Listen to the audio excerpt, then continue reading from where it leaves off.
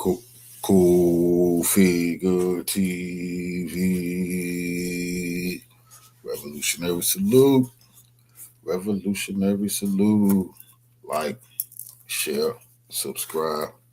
Welcome, welcome, welcome to the House of Revolution.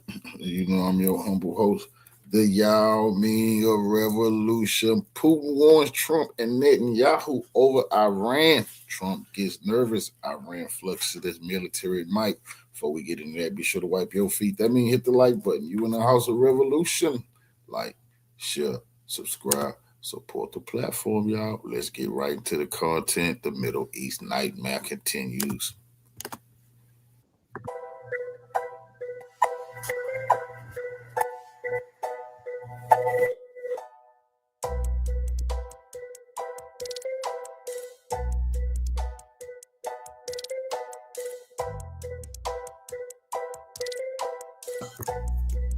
Netanyahu scared, Trump scared.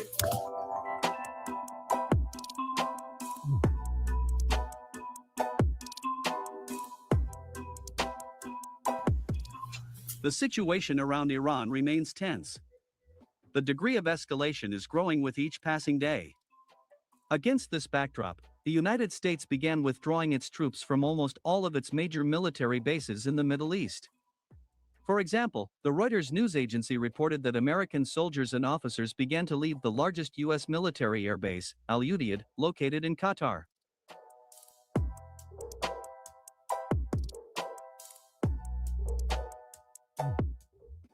Mass evacuations of American military personnel were also recorded at military bases in Iraq and Syria. Against this backdrop, many think tanks have concluded that the decision to launch a missile strike on Iran has already been made, and that Washington is seriously afraid of Tehran's retaliatory actions. Furthermore, many experts expressed confidence that the United States could strike Iran very soon. According to them, it is precisely the rush of the United States to evacuate American soldiers from the territories of military bases that is the main proof that a strike on Iran could occur any day.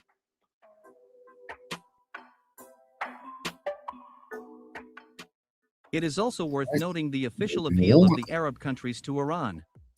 In particular, the Arabs asked Tehran not to launch missile strikes on American military bases located on the territory of their countries. Furthermore, a few hours ago, the United Arab Emirates closed its airspace to all American planes. In addition, the authorities of the United Arab Emirates have also stated that the country's air defense systems will shoot down all American missiles that try to use the country's airspace to attack Iran. A similar statement was also made by Qatar. In particular, the authorities of this country called on Iran not to launch a missile strike on the American military base in Qatar. According to them, as of January 17, all American soldiers and officers had allegedly left the territory of Qatar. Thus, it becomes clear that not only the United States but also the countries of the Middle East are afraid of Iran's retaliatory actions.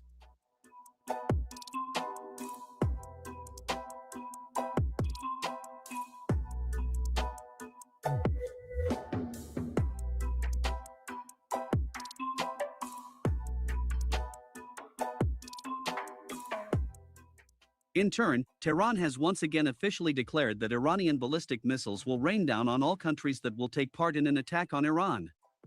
Furthermore, a few hours ago, the commander of the Iranian Aerospace Forces, Majid Musavi, officially confirmed once again that Iran is in a state of maximum defensive readiness and is ready to resist any aggression.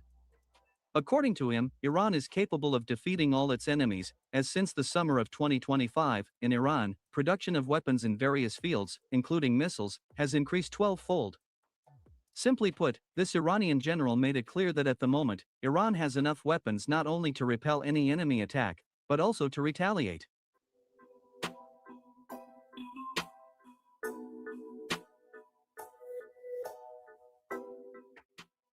Meanwhile, insiders in Washington have confirmed that the Trump administration is in a state of shock due to the fact that the Iranian authorities have managed to suppress mass protests and bring the situation in the country under full control.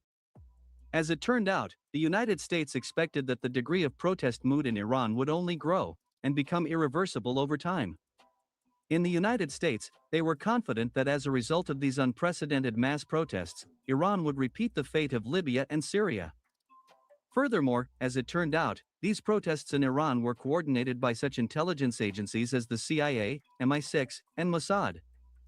For example, the opposition satellite channel Iran International was one of the main coordinators of mass protests in Iranian cities. By the way, the main office of this satellite channel is located in London and is fully funded by MI6.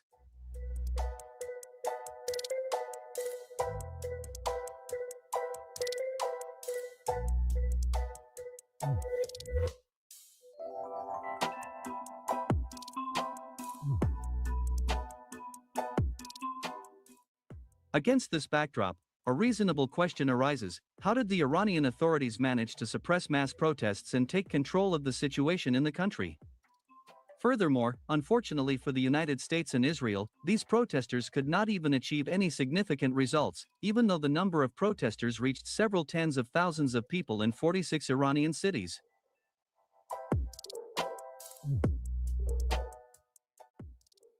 Iranian Foreign Minister Abbas Araki stated that the US and Israeli intelligence agencies supported protesters in every way to facilitate the use of terrorist tactics, aiming to give President Trump a justification to initiate a war against Iran.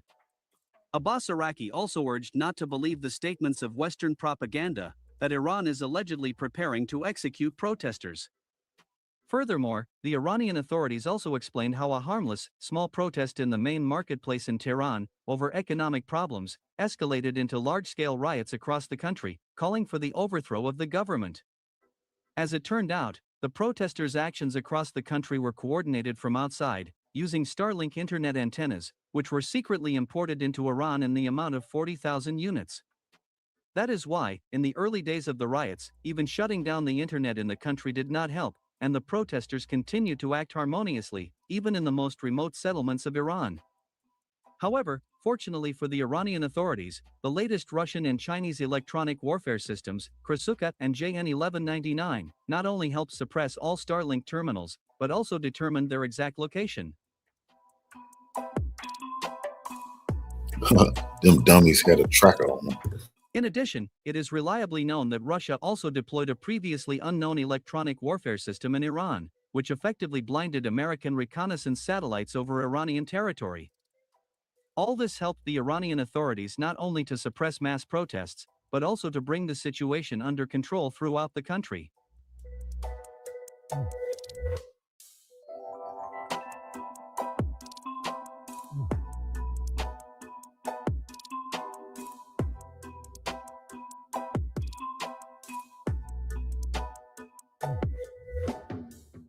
Meanwhile, the American newspaper The New York Times confirmed that for the past 3 days, Israeli Prime Minister Benjamin Netanyahu has been constantly calling Vladimir Putin. It is reported that during these telephone conversations, the Israeli Prime Minister literally begged the Russian leader to convince Tehran that Israel is not going to participate in an attack on Iran. Furthermore, the New York Times also noted that it was precisely after the phone conversation with Putin that the Israeli Prime Minister also began asking Donald Trump not to strike Iran. But why is Israel suddenly so scared of another armed conflict with Iran? Well, my dear truth seekers, Israel was most likely impressed by Iran's new military capabilities. In addition, Benjamin Netanyahu is well aware that Israel's air defenses have not yet fully recovered after the 12-day war with Iran in June 2025. Furthermore, unfortunately for Benjamin Netanyahu, American warships protecting Israeli airspace have also left the Mediterranean Sea and are in the Western Hemisphere, off the coast of Venezuela. In this regard, it becomes clear that if Iran launches a missile attack on Israel, the consequences could be catastrophic for the entire Jewish state. However, given the fact that Donald Trump suffers from a God complex, there is a high probability that the 47th President of the United States will still decide to attack Iran in order not to lose face before the world. Especially after all the loud ultimatums that Trump has issued to Iran over the past few days. However, whatever it may be, the fact that Iran was able to withstand such a large-scale enemy attack from within indicates that this country is not going to surrender and will continue to defend its national interests in the Middle East.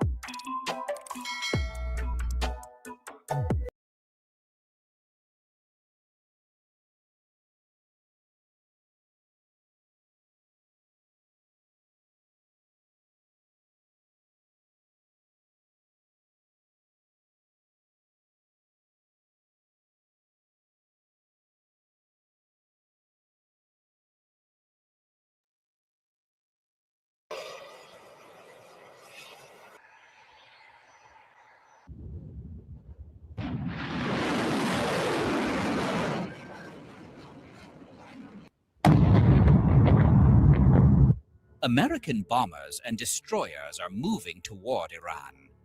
Bases across the Gulf are being evacuated. In Israel, the shelters are being opened. Meanwhile, in Tehran, news spreads like wildfire. The Russian Iskander has arrived. It wasn't picked up by the American satellites, but Washington got the message before it was announced. The Pentagon scrambled its aircraft and repositioned its troops. So, what exactly is Iskander? And why does it terrify Israel, even though its range can't reach Israeli territory from inside Iran? That's what we'll uncover in the next segment. Stay with us until the end. It never appeared in a military parade and was never broadcast on national TV, yet suddenly it became central to military calculations. The Russian Iskander-M missile system entered the confrontation narrative following reports of its arrival in Iran. At a time when US bombers were mobilizing, military bases were being restructured, and Israel was opening its bomb shelters. From that moment on, the question was no longer, is the report true? But rather, what does it mean for Iran to possess this missile? Iskander-M is a short-range ballistic missile. It measures approximately 7.3 meters in length, with a diameter close to 1 meter, and weighs around 3.8 to 4 tons at launch. Its warhead alone weighs between 480 and 700 kilograms, depending on the variant.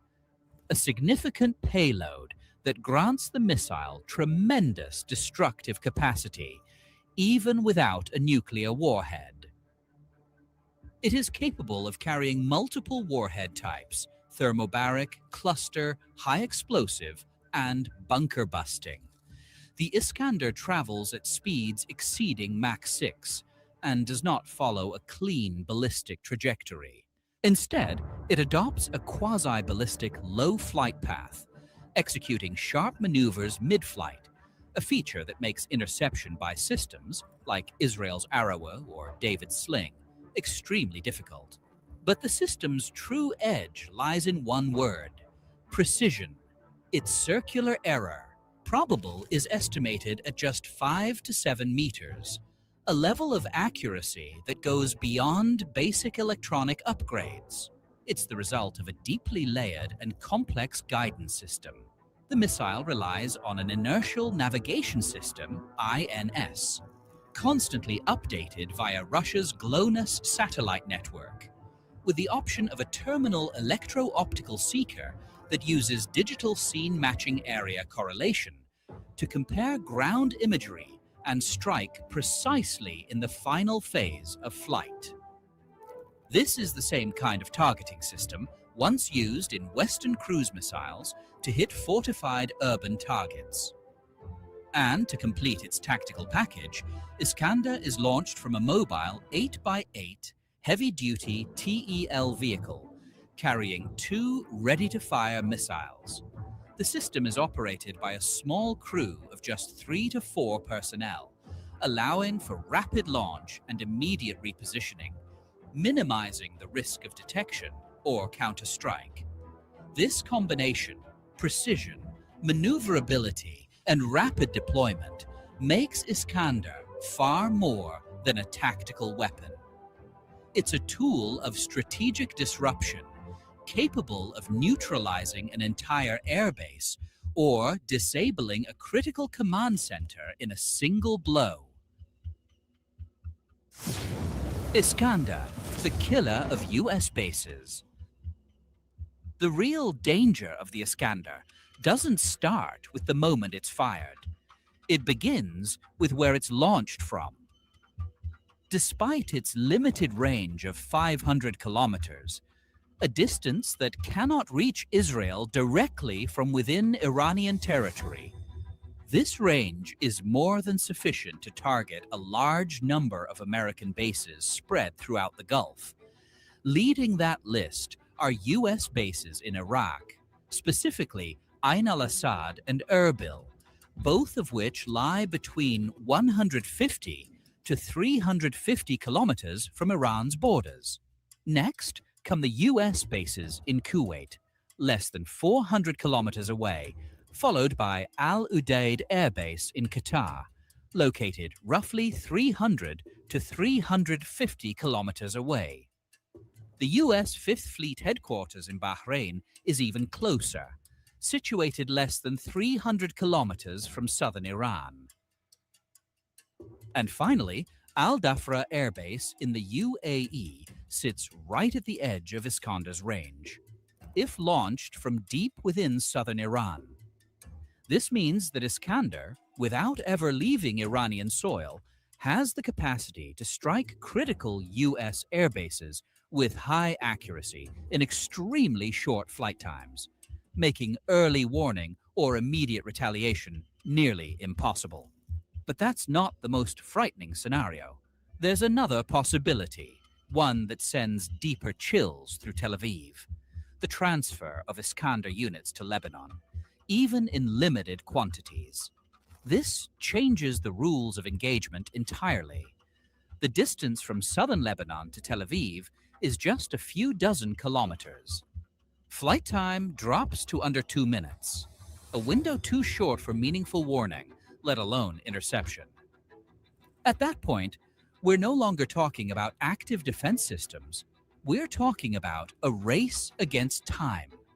And only the targets that are invisible or unreachable survive. What makes this scenario especially terrifying is that Iskander doesn't require complex infrastructure or permanent deployment. A mobile launcher, a small crew, a smart concealment plan. That's all it takes. The missile is fired and the unit vanishes into silence. One accurate strike is enough to disable an airbase, cripple a command center, or shut down a military airfield at a critical moment. This is why Israel doesn't see Iskander as a geographically restricted Iranian weapon, but as a movable, concealable, and flexible threat. And what can be moved cannot be countered by fixed defenses. It cannot be stopped with political boundaries or range assumptions. It can only be countered by one thing: who strikes first and with greater precision. So here's the question for you, dear viewer. Do you believe the next confrontation between Israel and Iran will see an actual use of the Iskander system? Let us know what you think in the comments.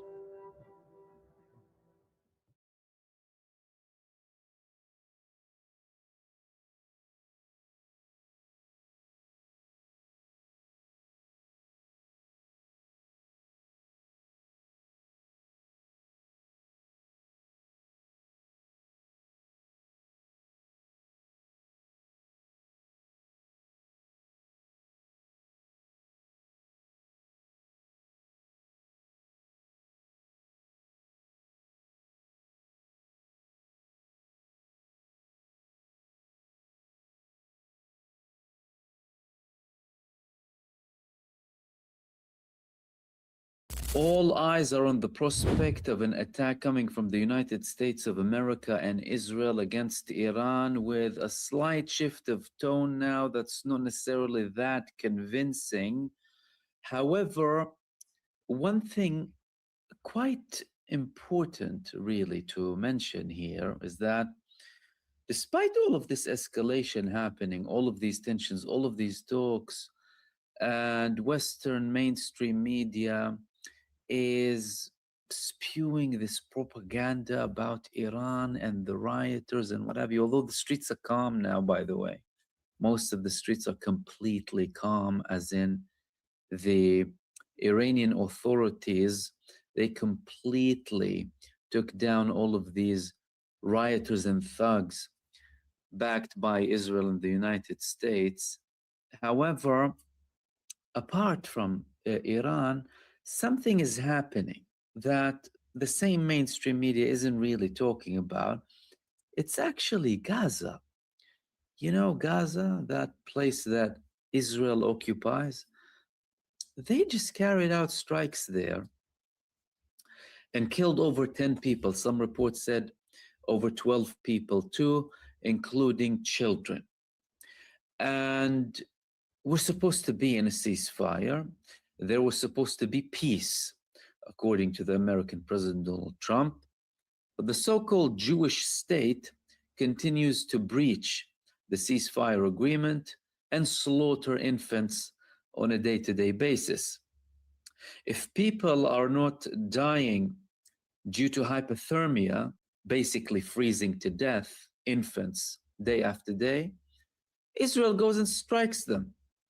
As a matter of fact, Israel also gave evacuation orders for a residential block or whatever remained from that residential block that houses thousands of families, meaning, well, all of you need to leave as soon as possible because that place might be under attack. Yet, no mainstream media outlet is highlighting this the same way that they're highlighting the rioters whom they're portraying as protesters inside of Iran. Now, from that side, it seems like some people are upset. One of these people was none other than Lindsey Graham. The man seemed so upset in a recent video. I've never seen him so sad. I mean, he's always like, trying to act happy and whatever, but listen to his recent video. There are a lot of headlines out there that are, in my view, not accurate. President Trump's resolve is not the question. The question is, when we do an operation like this, should it be bigger or smaller? I'm in the camp of bigger. Time will tell. I'm hopeful and optimistic that the regime days are numbered. There are a lot of headlines. I'm in the camp of bigger. Time will tell. No convincing. What happened, Lindsey Graham? Why are you sad, man? You're usually very happy. I'll tell you why. He had another post, and in that post, he was having a full-blown tantrum against reports claiming that Arab countries are applying pressure on the United States not to attack. We had another post. All the headlines suggesting that our so-called Arab allies have intervened on behalf of Iran to avoid decisive military action by President Trump are beyond disturbing. The Ayatollah's regime has American blood on its hands. They are slaughtering people in the streets. If it is accurate that the Arab response is action is not necessary against Iran, given its this current outrageous slaughter of innocent people, then there will be dramatic rethinking on my part regarding the nature of the alliances now and in the future. Now, it's pretty true, the fact that some Arab states did speak with the United States, asking them not to attack Iran because they didn't want Iran to retaliate against the bases of the United States in those Arab countries. So there's some leverage happening there. Donald Trump's tone is shifting slightly, is saying that, oh, they promised that they're not going to kill people and things de-escalated, and now he's confirming that actually people did shoot at police officers and they had to shoot back. But does that take the prospect of an American strike or an Israeli strike off the table? No. Again, no. Why?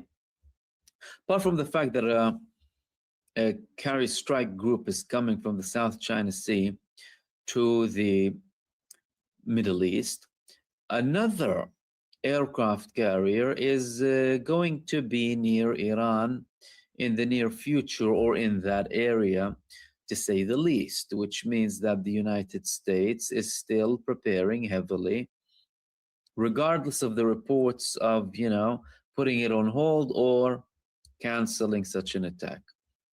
In Israel, they're reporting that it was none other than Benjamin Netanyahu who asked Trump not to attack now because Israel is not really prepared. Okay. Did something happen apart from these talks, these supposed talks and pressure from the Arab states not to attack? Something that could have led or been the reason behind the United States withdrawing some of its or taking off some of their fighter jets and refueling planes from countries like Qatar? Well, yes. And this is one image. Now there's a bit more movement above Iran in terms of the flights, a bit more open. However, this was taken just a couple of days ago when Iran was blocking everything. Mind you, Iran did something that hasn't been done before. It managed to shut down the Starlink connection. That's something very important, proving that Iran has capacity to shut down satellites, not just internal communication. We're talking about satellite connected connection. That's advanced technology. But this here was one of the only, if not the only, plane at that time going to Iran. It was from China. China, similarly to previous times before Iran was attacked or after, Iranian planes going to Iran, Russian or Belarusian planes going to Iran. What are they bringing them? Did they bring something that scared off the American Israeli sides, or was it something else? What was it exactly? Well, if we go back to July, China bolstered the Iranian air defenses by giving them a HQ-9B. That was after the ceasefire was declared unilaterally from the United States and Israel. So there was almost an assurance of quiet, or at least temporary quiet. And indeed, there were no attacks after Israel and the United States declared a ceasefire. China quietly sent them HQ-9Bs, air defense system, the same one that they deployed in Sinai around about a similar time. In effect, creating a ring of fire, a Chinese ring of fire around Israel now. Why? Well, because the HQ-9B is the equivalent, if not superior to, the Russian S-400. Now, Iran's air defenses were effective during the 12-day war. Yes, Israel did carry out attacks, and the United States, and some of their attacks were landing. However, the air defense systems were very active and very powerful. Some of them were the domestic air defense systems, such as the Bavar 373, which is equivalent to the S-300 or very close to it. But the HQ-9B is more advanced, higher range, more sophistication, Chinese, and it wasn't really available on too many fronts.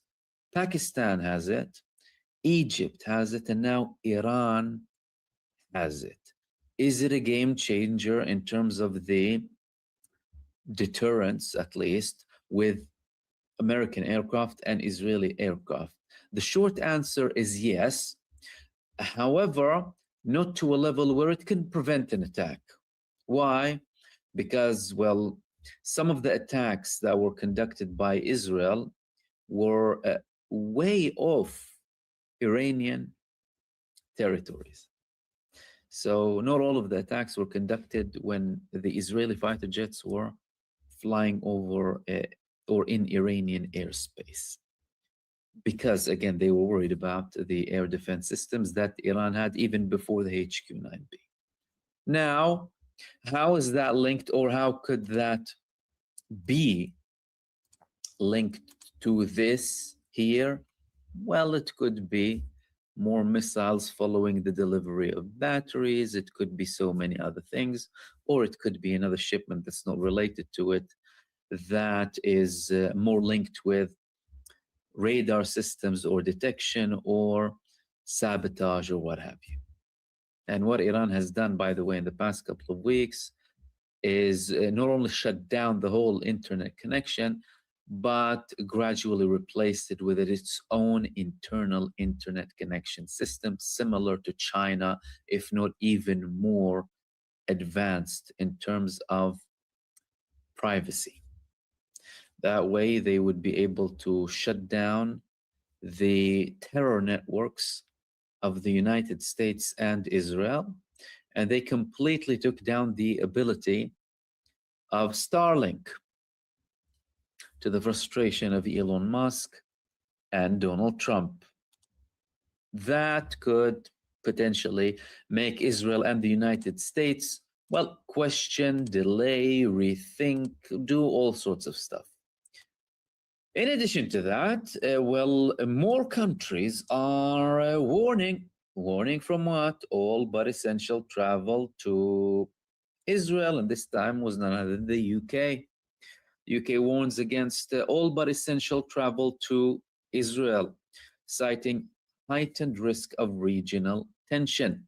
That came on the 15th of January after the supposed talks of de-escalation, or the reports that it's less likely now for the United States to conduct an attack against against Iran with or without Israel. All of this is leading to one person to be very desperate. And that person is the puppet, Reza Pahlavi, Pahlawan, who is immediately rushing now. He's saying it very, very quickly. Free Iran would immediately recognize Israel. Free, not like subjugated to the imperial demands of the Zionist masters. Free Iran would immediately recognize Israel, normalize ties, and also get rid of the nuclear program altogether. Stop arming groups that are hostile to Israel and. In other words, I beg you guys, I beg you. You disappointed me last time to a level where I unfollowed you on social media. Don't do it to me again. He unfollowed Donald Trump, and he also unfollowed Benjamin Netanyahu. Why? Because they stopped attacking. Okay, what are the Iranians saying? There was a very important statement coming from the senior IRGC Major General Mohsen Razai, who said that we have to be prepared for any scenario. The possibility of war exists. The reason military generals didn't attend the martyrs' funerals is because they are all in their positions ready for war. He also said that the United States doesn't understand who it's dealing with. If we start moving, we won't have discussions about ceasefires anymore. IRGC, Army, Defense Ministry, Police, and Basij are fully ready, in position, and are waiting to respond with a crushing strike if any shot is fired. That was Mohsen Razai from the IRGC. Peak readiness, peak alertness, we're ready. The strike might come, a high possibility of war. He also said that the United States doesn't realize that Iran is like the Russian snow was to Germany during Hitler's time. The further they get in, the worse it's going to get. Now, don't the American leaders know that? Don't the Israelis know that? I mean, what changed? Did they all of a sudden realize that, hold on a second, American bases might be hit and also Israel might be completely wiped off the map this time? Or what happened exactly? Well, there are several ways to look at all of this. Number one, there is a blatant act of hypocrisy and double standards coming from mainstream media, but not only from mainstream media, but from figures who, you know, some people consider to be more reliable. Like, you know, we're not going to start naming them and the platforms and the people themselves or the political figures. But, you know, people who usually speak about the Palestinian case, people who speak about certain things, who are now entertaining the idea that, you know, the poor protesters in Iran and the regime brutality and the same narrative that the Zionists are pushing. I posted a warning about them very recently.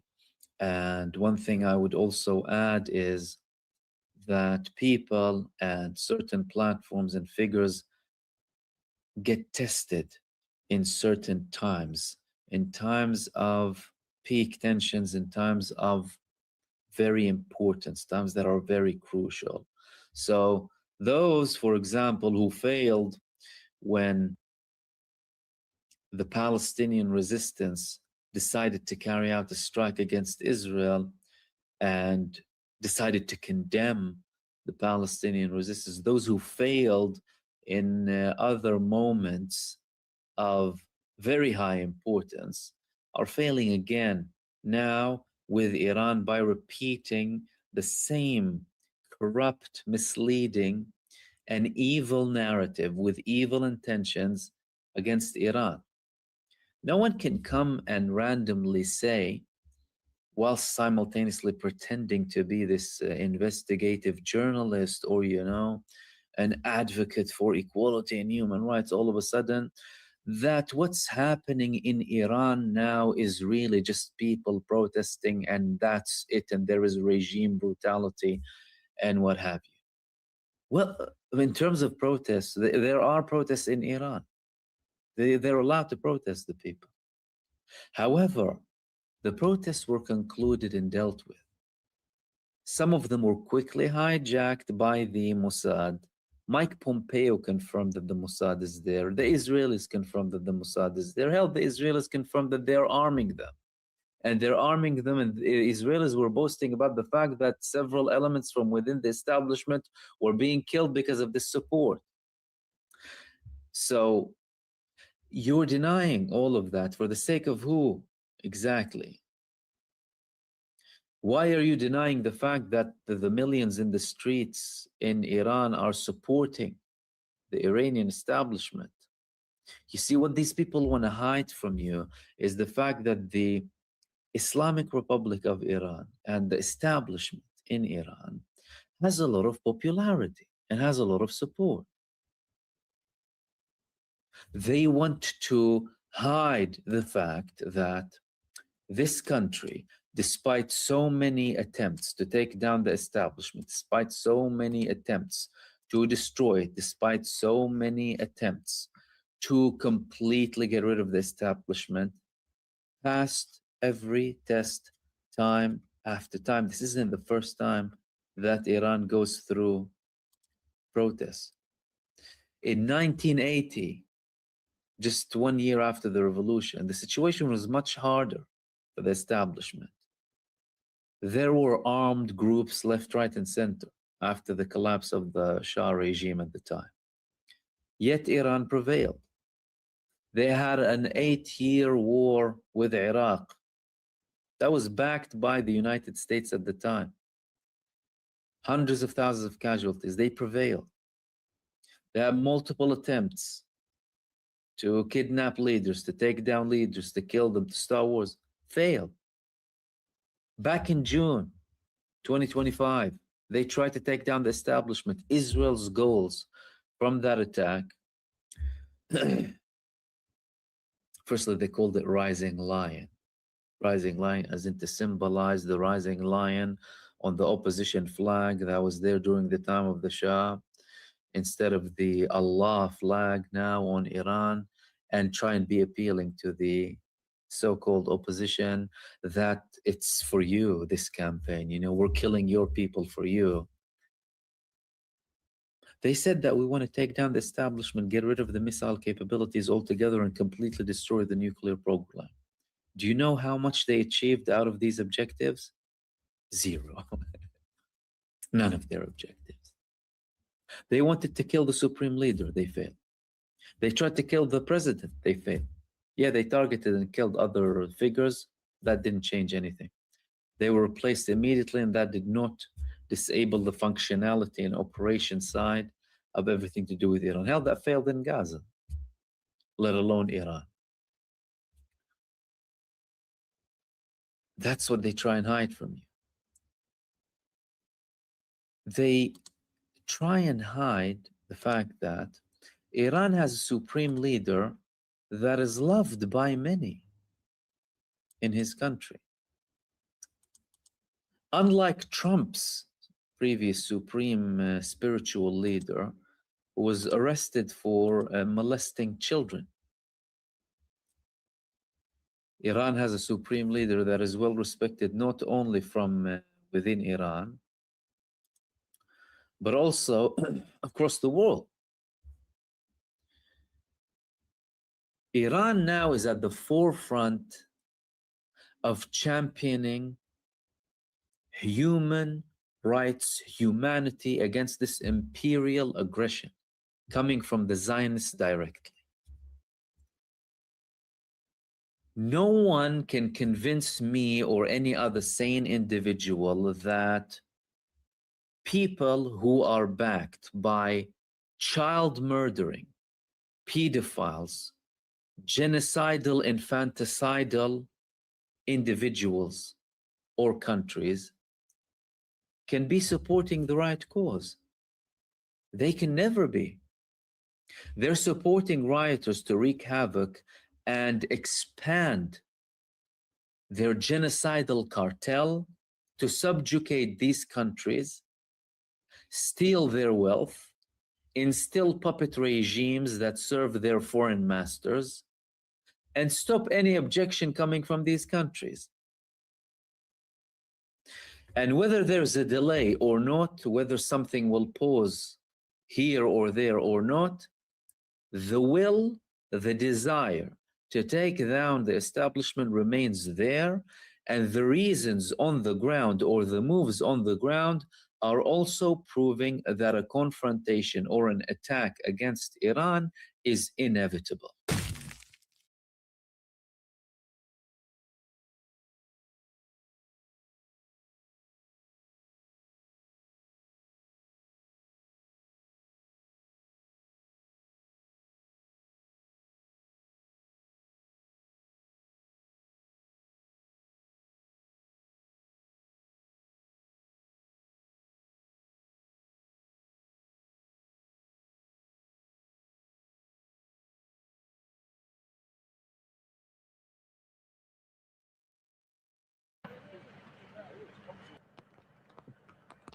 Команда пилот 123 обнаружена цель.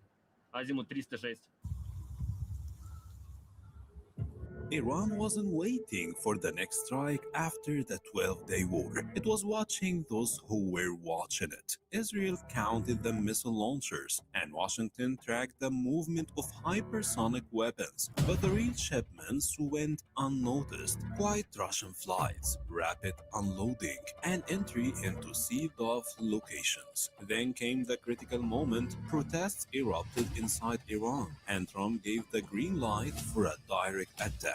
But suddenly, Starlink vanished from Tehran's sky, and military surveillance satellites went blind at the exact same moment. What happened was no coincidence and no unexpected malfunction. It was a new Russian weapon being activated, one that blinded Washington and pushed Trump to the brink of madness. We uncover many hidden details in this episode. Stay with us until the end.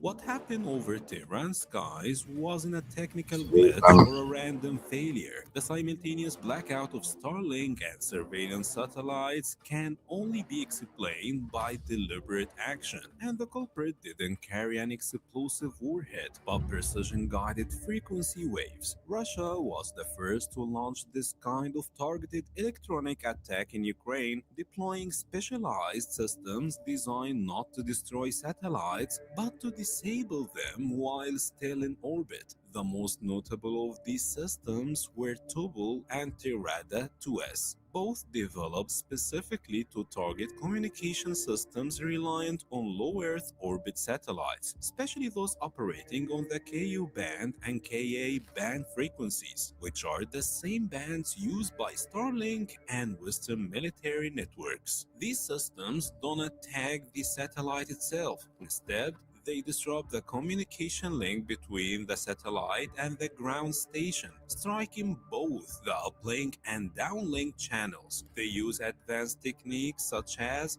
beamforming to direct jamming energy precisely at a target without wasting power, spoofing to generate false signals and deceive the receiver, and barrage jamming to flood entire frequency bands with interference, rendering any connection impossible. The Tirada 2S system in particular is deployed via mobile trucks equipped with high-power antennas capable of broadcasting powerful jamming signals over distances of dozens of kilometers and targeting every form of satellite-dependent communication, including unmanned aerial vehicles, command and control stations, high-precision navigation and guidance systems such as military GPS. The danger isn't just in cutting communications, but in creating a sudden informational vacuum over a targeted zone, severing enemy forces from their satellites without warning. As for the Tobel system, it's even more complex. It's linked to an early warning radar network designed to detect space activity and automatically activate jamming units on the ground. It's believed to combine electronic intelligence, SIGINT, with active jamming in real time. Iran has never officially declared its position of these systems, but what happened over Tehran's skies cannot be explained by local capabilities, nor by any conventional jamming system known to exist in Iran's arsenal before 2025. Krasuka 4 moved to Iran. Deep within Iran's defensive infrastructure, signs emerged of a system that didn't bear a purely Iranian signature. The focused jamming that disrupted American drones after the 12-day war, and the sudden blackout that struck portions of the Starlink network did not resemble the performance of Iran's non-domestic systems. All indicators point to a modified version of the Russian Krasuka 4, a system first tested in Syria and later proven in Ukraine, when it succeeded in blinding the radars of American RC-135 reconnaissance aircraft and disrupting AWACS early warning planes at distances exceeding 300 kilometers. This system doesn't just cut signals, it hits them with high-frequency energy bursts, causing direct radar interference and signal overlap across X-band and Ku-band communications, the same ranges used by Starlink and similar satellites. There are no official images confirming the presence of Krasuka 4 in Iran, but Western reports have discussed the transfer of a reduced or modified version of the system. Al-Safana, the Silent Hunter. Unlike the bulky Russian systems, Iran has spent recent years developing smaller, more agile domestic platforms capable of moving quickly and operating in asymmetrical combat environments. One of the most prominent of these systems is Al-Safan. This is a mobile electronic warfare system, first showcased publicly during a military parade in 2018. But what was shown was merely the outer frame. Its true capabilities remain undisclosed to this day. Al-Safanat was built to target unmanned aerial vehicles and tactical radio communication networks used by enemy forces for real-time coordination. It consists of two main units, one for electronic reconnaissance and signal detection, and another for emitting concentrated jamming waves via high-gain antennas. Technical reports cite its ability to disrupt frequencies in the VHF/UHF ranges, ranges, in addition to drone command and control channels, making it highly effective in downing kamikaze drones and recon UAVs. But its most important feature is that it's not a stationary system. Al-Safan is deployed on lightweight tactical vehicles able to move swiftly across mountainous or urban terrain, created that communication zone within minutes and then withdraw before being detected. In the weeks following the 12-day war, there were reports of sudden signal losses from Israeli surveillance drones near Iran's eastern border, accompanied by total radar silence. This matched perfectly with the signature operational pattern of Al-Safan. ASR-99 and Ranger, Iran's invisible weapons. Beyond its light mobile units, Iran has also invested in fixed location jamming systems integrated with medium-range command centers designed to disrupt satellites and tactical communications alike. Two key systems have emerged in this field: Ranger and ASR-99.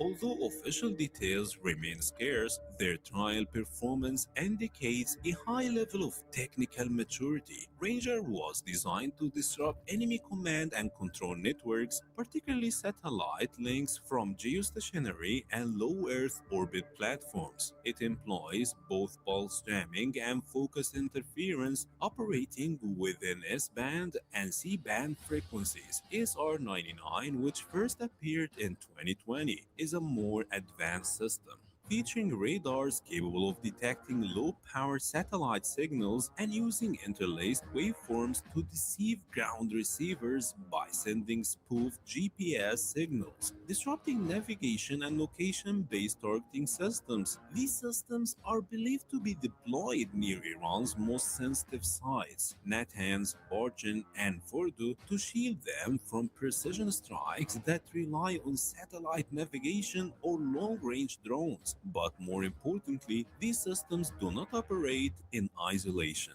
They integrate with Iran's ground network and command infrastructure, allowing the creation of near-total electronic silence zones, where communications are cut, coordinates are lost, and high-precision attacks lose their purpose. In a limited skirmish, this type of jamming may confuse incoming aircraft, but in a full-scale war, it could paralyze an entire operations room. And now, a question for you, dear viewer. In your opinion, can this system truly neutralize a potential Israeli strike, or does Tel Aviv still have cards it has yet to play? Let us know in the comments.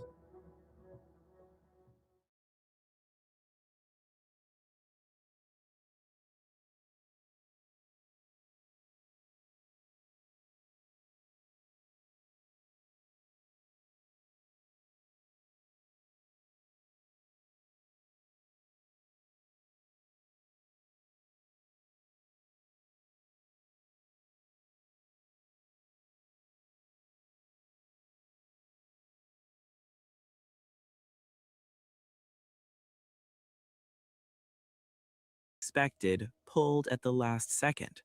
This sudden withdrawal by Washington was due to secret and precise calculations. In this video, we dissect the hidden layers of decision-making rooms. Last night, the Middle East walked on a razor's edge of tension, but unlike the media hype, cold military logic overcame heated emotions. We must understand why the US Army pulled the war train's brake. This decision wasn't fear, but a result of cost-benefit analysis. The power structure in America is more complex than one president's will. The Pentagon, as the system's brake, stopped emotional and political decisions. Generals look at maps, not at Twitter trends or fleeting excitement. They realized the infrastructure for a full-scale conflict simply did not exist. Logistics and supplies dictate the first and last word in modern war. Reviews showed the US lacked sufficient equipment to start this battle. Even for Venezuela, they had prepared more for the Iran file. Attacking without ground forces and full support was considered strategic suicide. Deterrence means the enemy knows you have the will to strike back. Tehran clearly showed it is ready to set the entire region afire. This mutual destruction assurance completely disrupted the White House's calculations. The West won't sacrifice global energy security for a political adventure. Israel, as a main ally, applied pressure but had very limited levers. Tel Aviv cannot sustain a long war without U.S. logistical support. When Washington showed the red light, they had no choice but silence. Israel's survival depends on U.S. strategic patience, not hasty individual actions. Intelligence and security wars always precede physical military wars on the field. Clearing security holes inside Iran blinded the West's intelligence eyes effectively. You never launch a massive attack when you lack sufficient vision. This change in the intelligence balance raised the operation risk immensely. Relying on the exiled opposition was a huge calculation error for the West. Washington realized these groups lack operational capability on the ground floor. Regime change needs deep internal rifts, not lobbying in luxury hotels. Diaspora political capital proved worthless when facing the hard reality of power. Global energy markets are silent but decisive players in these complex equations. Closing the Strait of Hormuz is a nightmare paralyzing Western economies. Backdoor oil agreements were insurance to prevent this global catastrophe. The oil flow must continue, even if it means ignoring sanctions. Sanctions are tools to weaken, but total collapse isn't desired by the West. An exploded, uncontrollable Iran is more dangerous than a weak Iran. The West seeks to manage tension, not create absolute regional chaos. Giving economic artificial respiration was a way to control Tehran's behavior. We cannot ignore the heavy shadow of China and the East here. Getting stuck in a Middle East quagmire is a gift to Beijing.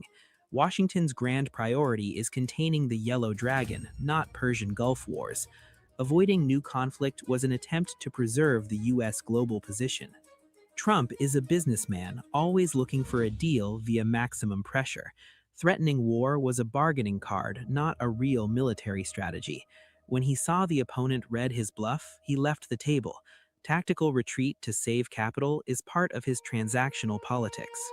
Last night's psychological operations were heavier than actual military movements on fields. The goal was to break the opponent's will without firing bullets, but hardware and missile realities overcame the soft and media war. Narratives cannot stop precision missiles and concrete bunkers from working effectively.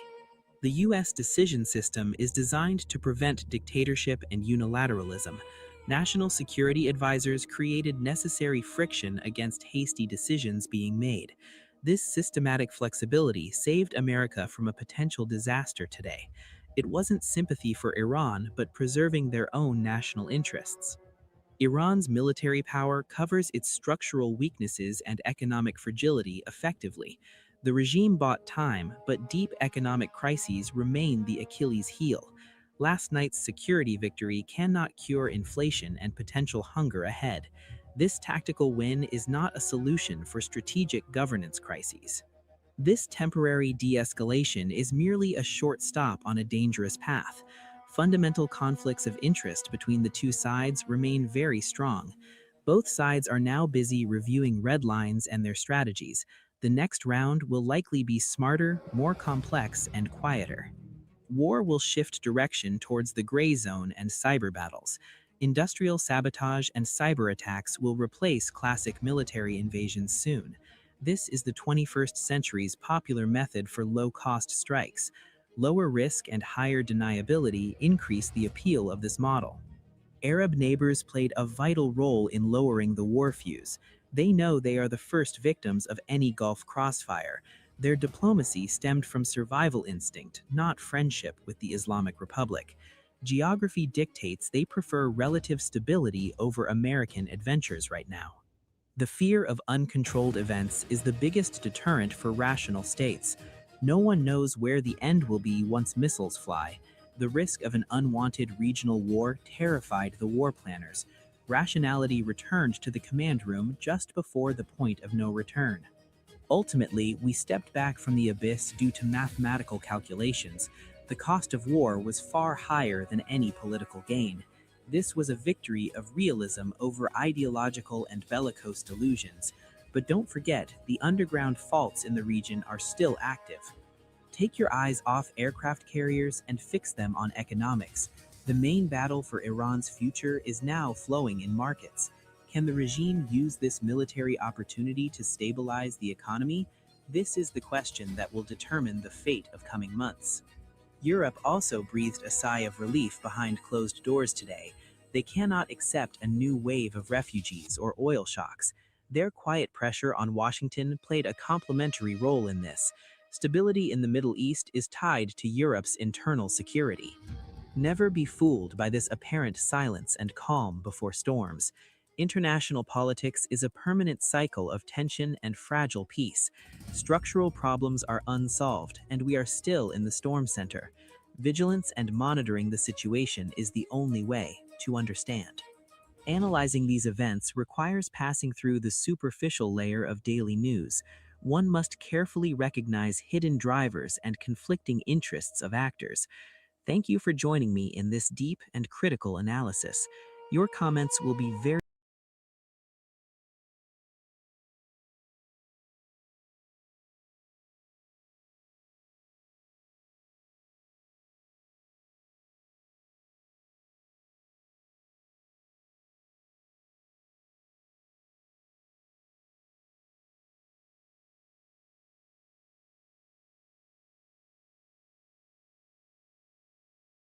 to delay any potential American strike on Iran.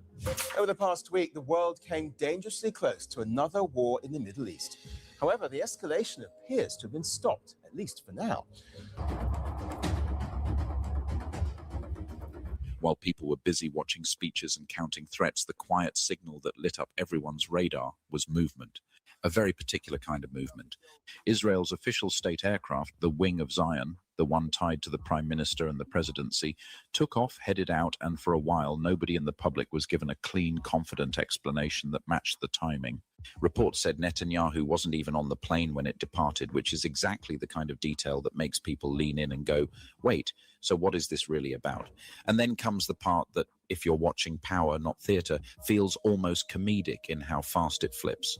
I know YouTube would refuse to promote this video as they have been doing lately, but you can force them to. Hit the like button, it is free, and subscribe if you haven't already. That would help me out. Thank you. Let's get back to the video.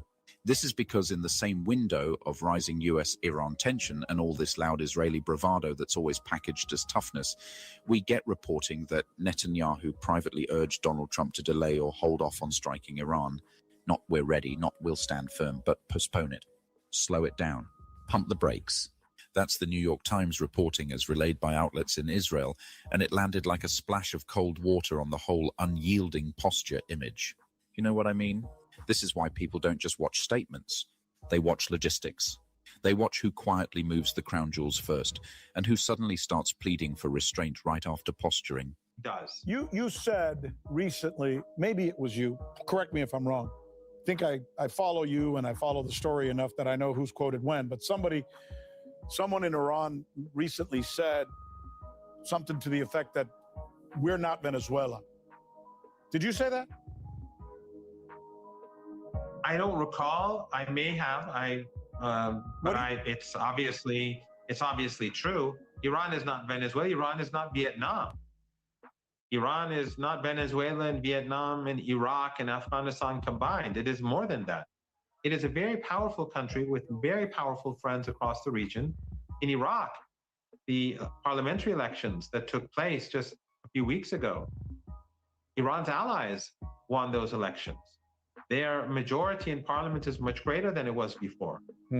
So the United States is not in a strong position, especially now that it's at war with Russia by proxy. The CIA is still deeply involved. It's doing a trade war with China.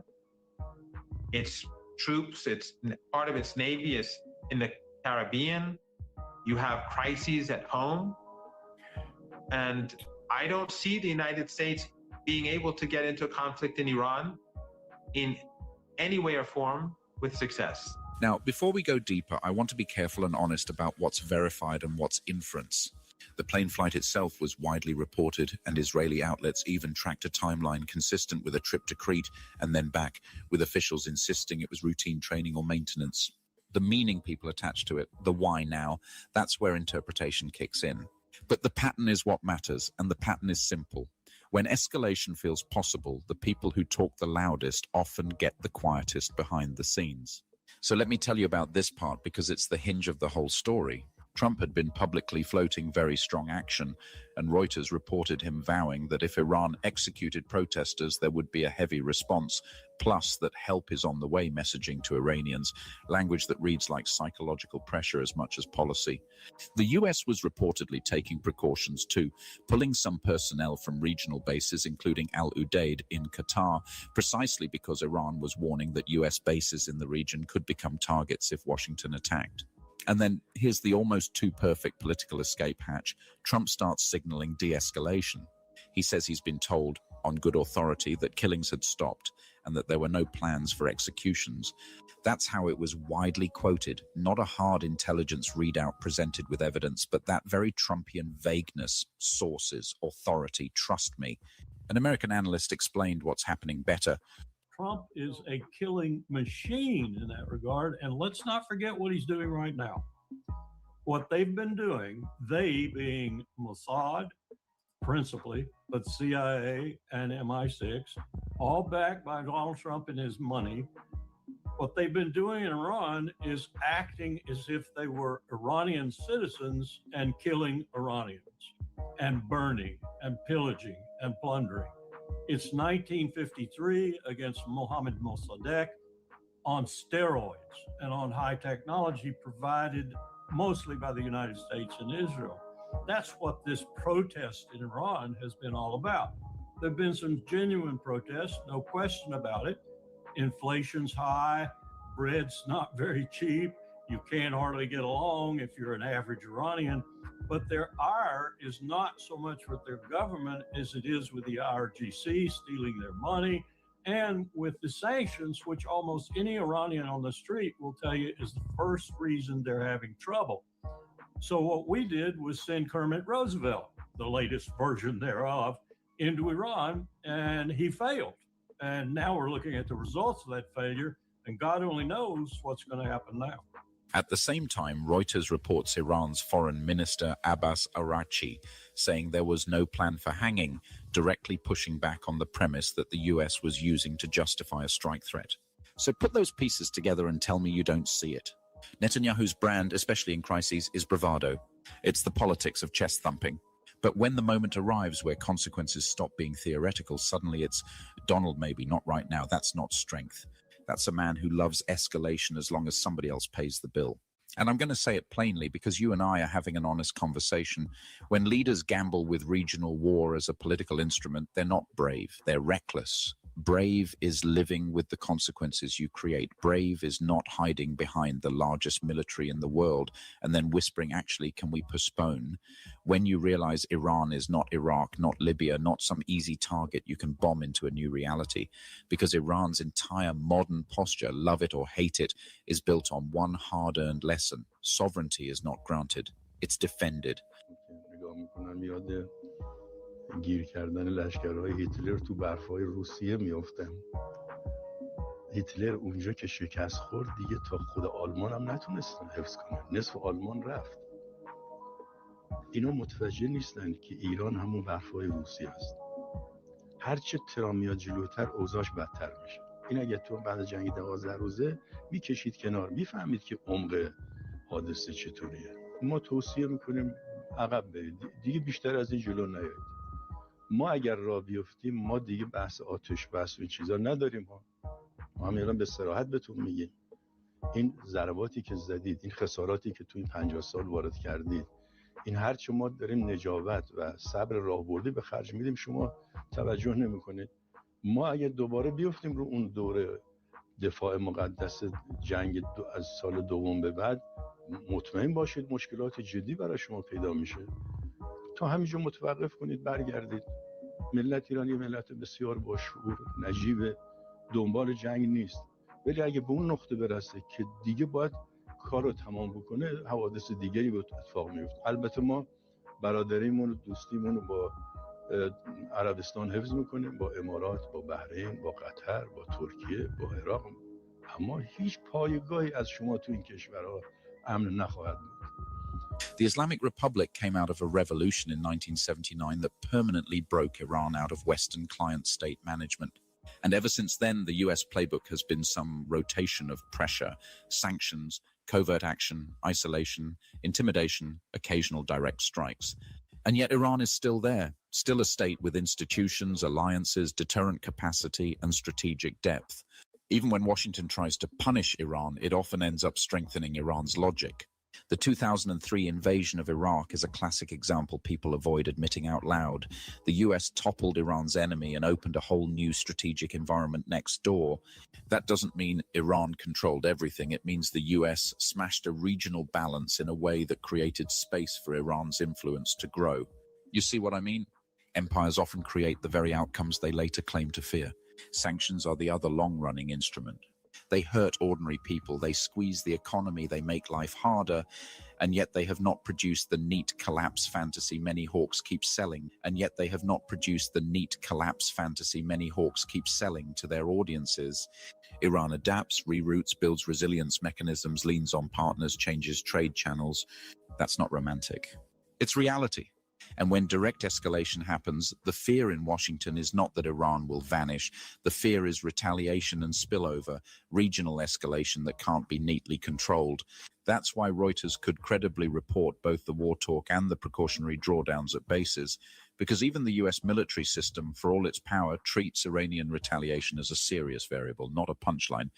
Now, Trump's back off, or at least his pause, needs to be understood in that context. He didn't suddenly become peaceful. He found a politically useful narrative to step away from the ledge while looking tough. We heard it stopped. We're watching. All options remain. That kind of phrasing lets him satisfy two audiences at once: the hawks who want him to posture, and the risk managers who don't want him to light a match in a room full of gasoline. Lindsey Graham was visibly unhappy that Iran was not attacked last night. The bottom line is, sooner rather than later, the people need to see what help on the way looks like, which is going after those who are killing them. If we can trade out the Ayatollah, a religious Nazi, a total evil man, for the good people out in the streets, it would be a great trade for the world, most importantly Iran, and for the United States. Not accurate. President Trump's resolve is not the question. The question is, when we do an operation like this, should it be bigger or smaller? I'm in the camp of bigger. Time will tell. I'm hopeful and optimistic that the regime days are numbered. And the funny thing is, the most honest proof that it's not simple courage is the pressure that was building around him. The Gulf states and Turkey were urging Trump not to strike. The Financial Times described a broader regional push for de-escalation, including back-channel-style mediation, possibly via Oman or Russia, precisely because everyone in the region understands what a US-Iran strike cycle could do to their own stability and economies. Let me linger here, because this is the most important part people miss: Arab leaders' fears. It's fashionable in some commentary circles to talk as if every Arab capital is thrilled when Washington threatens Tehran. That's lazy analysis. The truth is more pragmatic and frankly more nervous. Imagine you're sitting in Riyadh, Abu Dhabi, Amman, Cairo, pick your capital. You have your own internal pressures: economic management, succession politics, youth demographics, legitimacy questions, regional rivalries, and a public that's been watching Gaza, watching Israel's behavior, watching Western double standards for years. And then Washington starts floating a strike on Iran and you're supposed to clap like a trained seal. No, because you know the map. You know, the Strait of Hormuz is not a talking point. It's the artery of the global energy system. The US Energy Information Administration has described flows through Hormuz on the order of about 20 million barrels per day in 2024, around 1/5 of global petroleum liquids consumption, and that's before you even talk about LNG. So closing the strait isn't just dramatic language. Even fear of disruption can spike prices, hammer shipping insurance, rattle markets, and punish everyone, including the Gulf monarchies, whose economies are built on stability and predictable export revenue. You know what I mean? In that world, a war isn't an ideological trophy. It's a risk to regime security. And that's why we saw reporting that Gulf states and Turkey urged Trump not to strike, and specifically that Saudi Arabia even denied US access to its airspace for such operations. That is not a small detail. That is an ally quietly saying, do not drag us into this. On top of that, you have the fear of retaliation. Reuters reported Iran warning that if the US attacked, Iran could target US bases in neighboring countries. For Arab leaders, that's terrifying, not just because of physical damage, but because it exposes weakness. It tells their populations and their rivals that their territory can become a battlefield because of someone else's decision. And then there's the domestic political side. Many Arab governments have spent years managing public anger about Israel-Palestine. If a US strike on Iran is seen as coordinated with Israel or done to protect Israel's strategic preferences, leaders face a legitimacy cost at home. Even if they control media, even if they control institutions, they still live in the real world where public sentiment matters over time. So yes, the Arab leader's role here looks less like standing with Iran in some romantic way and more like raw survival instinct. Don't ignite a regional war that could rebound into your own palace. And here's where it loops back to Netanyahu, because Netanyahu's entire political method relies on persuading people that escalation is strength. But when even Arab partners are signaling absolutely not, and when the US military is already taking precautions because it expects blowback, the performance starts to look thin. Then on the US side, you get the predictable chorus of warmongers, people who are always happy to spend somebody else's blood and somebody else's treasury. Senator Lindsey Graham, for example, was out calling for any means necessary language in relation to Iran. And the point isn't just that he's hawkish. The point is how shallow the hawkishness often is. It treats Iran like a concept, not a nation of nearly 90 million people with a state structure, alliances, and the capacity to respond in multiple domains: missiles, drones, cyber, regional partners, energy disruption, you name it.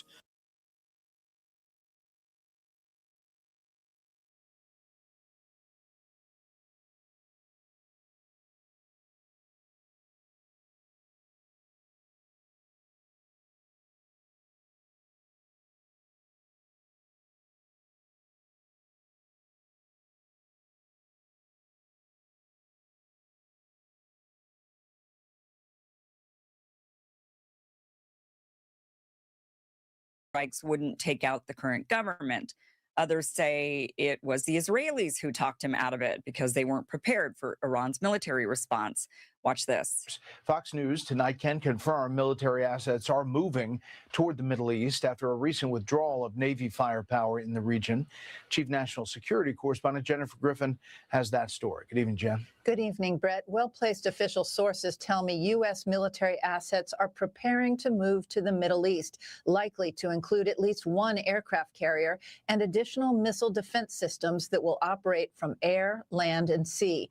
Iranian state media posted tonight a message to President Trump: you hit, we hit.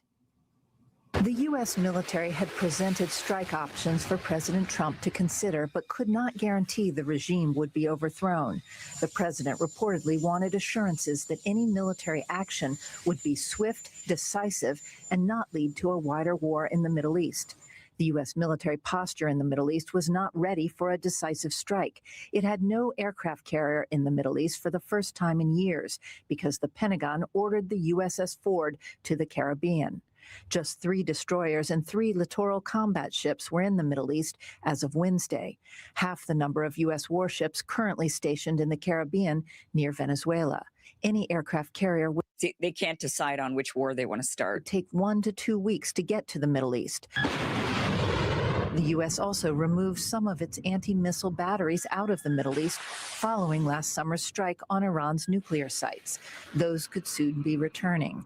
As for what the U.S. military options look like, experts say the president still has a lot of firepower in the Middle East, including an Ohio-class submarine capable of firing up to 154 Tomahawk missiles.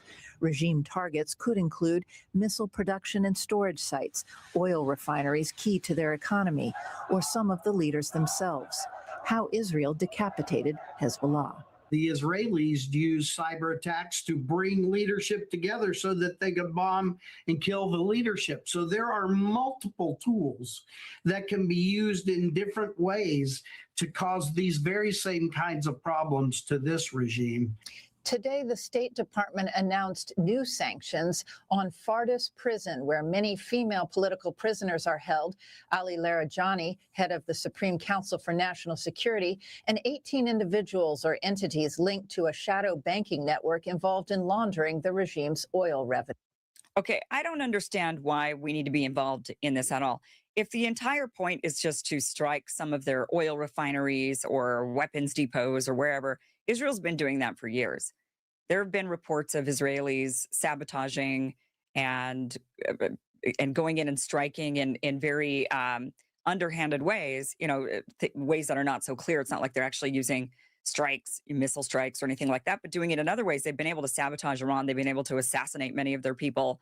So why do we even have to be involved at all? Because they want to start a war. This isn't just, we want to take out an oil refinery, or we just want to take out, something of importance of theirs. No, the Israelis are wanting a war, and it's not just the Israelis, of course. Have you ever seen Lindsey Graham look so sad? Look at this. There are a lot of headlines out there that are, in my view, not accurate. President Trump's resolve is not the question. The question is, when we do an operation like this, should it be bigger or smaller? I'm in the camp of bigger. Time will tell. I'm hopeful and optimistic that the regime days are numbered. He looks so sad. After being so gleeful like a kid on Christmas morning, he's now so sad that the strikes didn't happen. Trump says he didn't do the strikes because Iran ended up canceling executions. This is what he says. Did Arab and Israeli officials convince you to not strike Iran? Nobody convinced me. I convinced myself. You had yesterday scheduled over 800 hangings.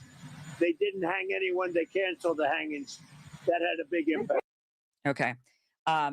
So he's saying it's really, truly because of human rights abuses. I mean, that's his story. And I just don't think Trump really wants to go to war with Iran. I don't think he wants to I think he's willing to do a lot for Israel. He's clearly doing their bidding, but I just don't think he wants to go that far. But who was Iran planning to execute?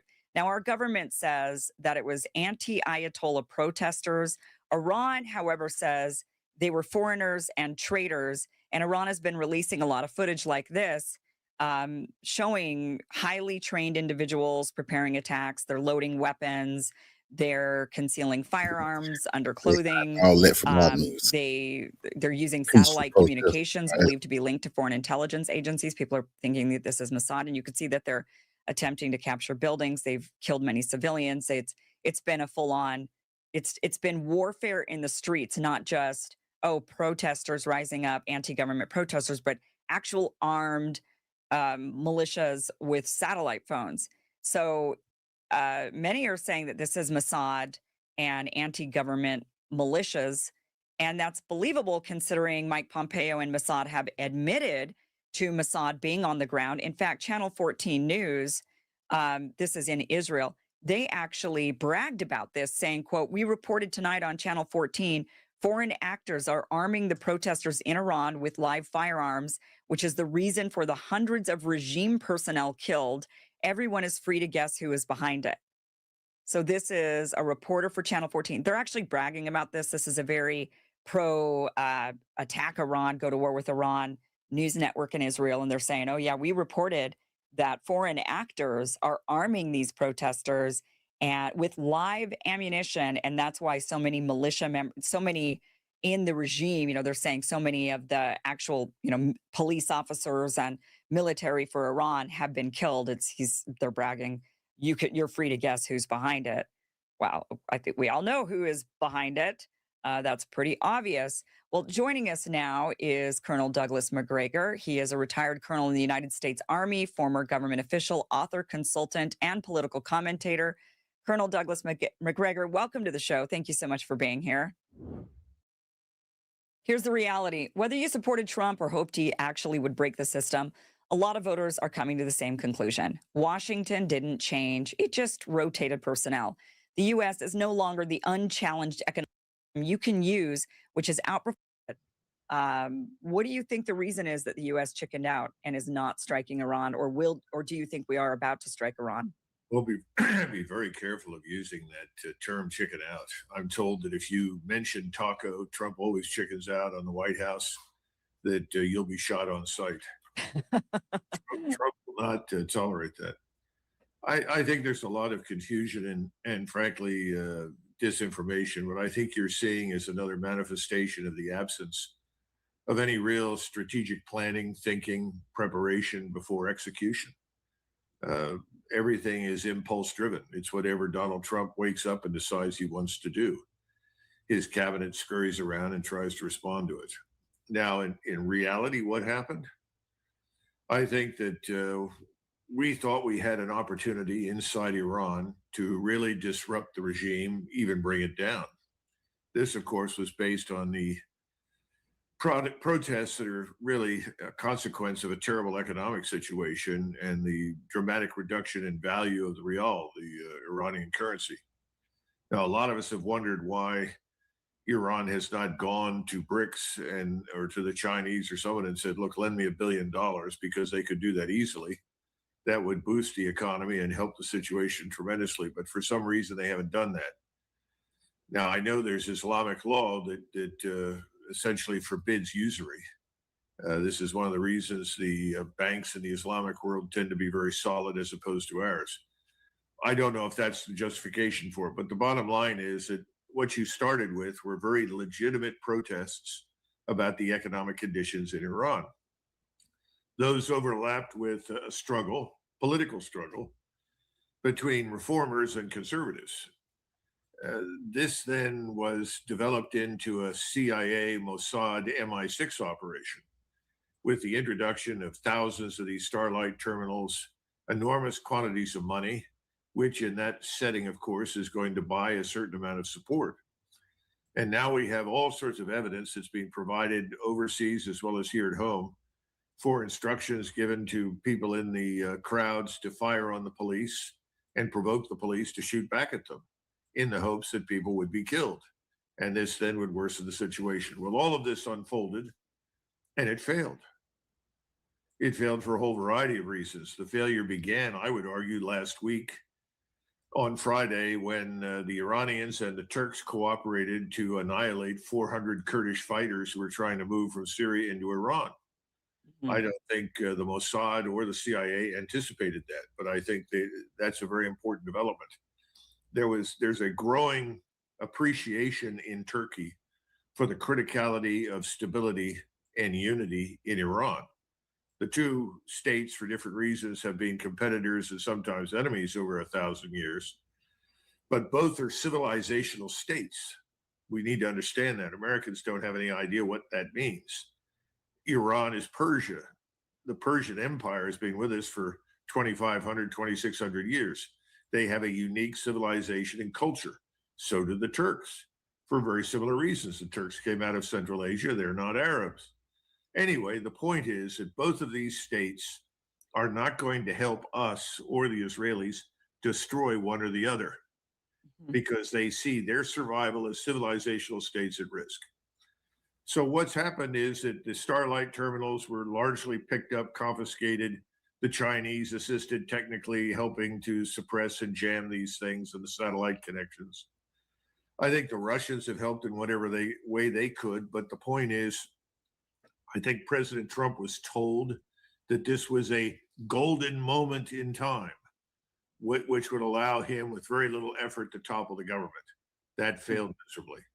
Secondly, once it became clear that failed, I can't prove this, but I suspect the chairman of the Joint Chiefs, General Kane, probably told him, if we're going to do this, we're going to need more firepower because what we anticipated has not happened. In other words, the country is not imploding. Its armed forces are intact.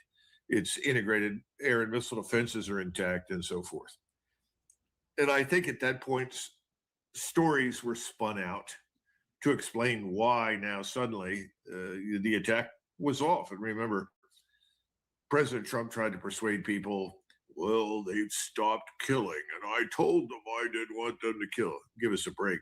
There's no evidence that Trump gives a damn about who lives or dies in the Middle East, least of all Iran.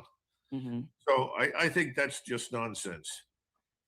And I think they had a Pakistani diplomat insists in his discussions with the Iranians that they told him that they informed Trump that they were scaling back on the killing. Now, maybe that was true, but I don't think it's killing in the sense of what you saw in the riots. I think it's really executions of fifth columnists, Mm-hmm. people that betrayed their country and sold out principally to Mossad, because you had, according to Mr. Pompeo, lots of Mossad agents out in the audience. Well, gosh, what a shock!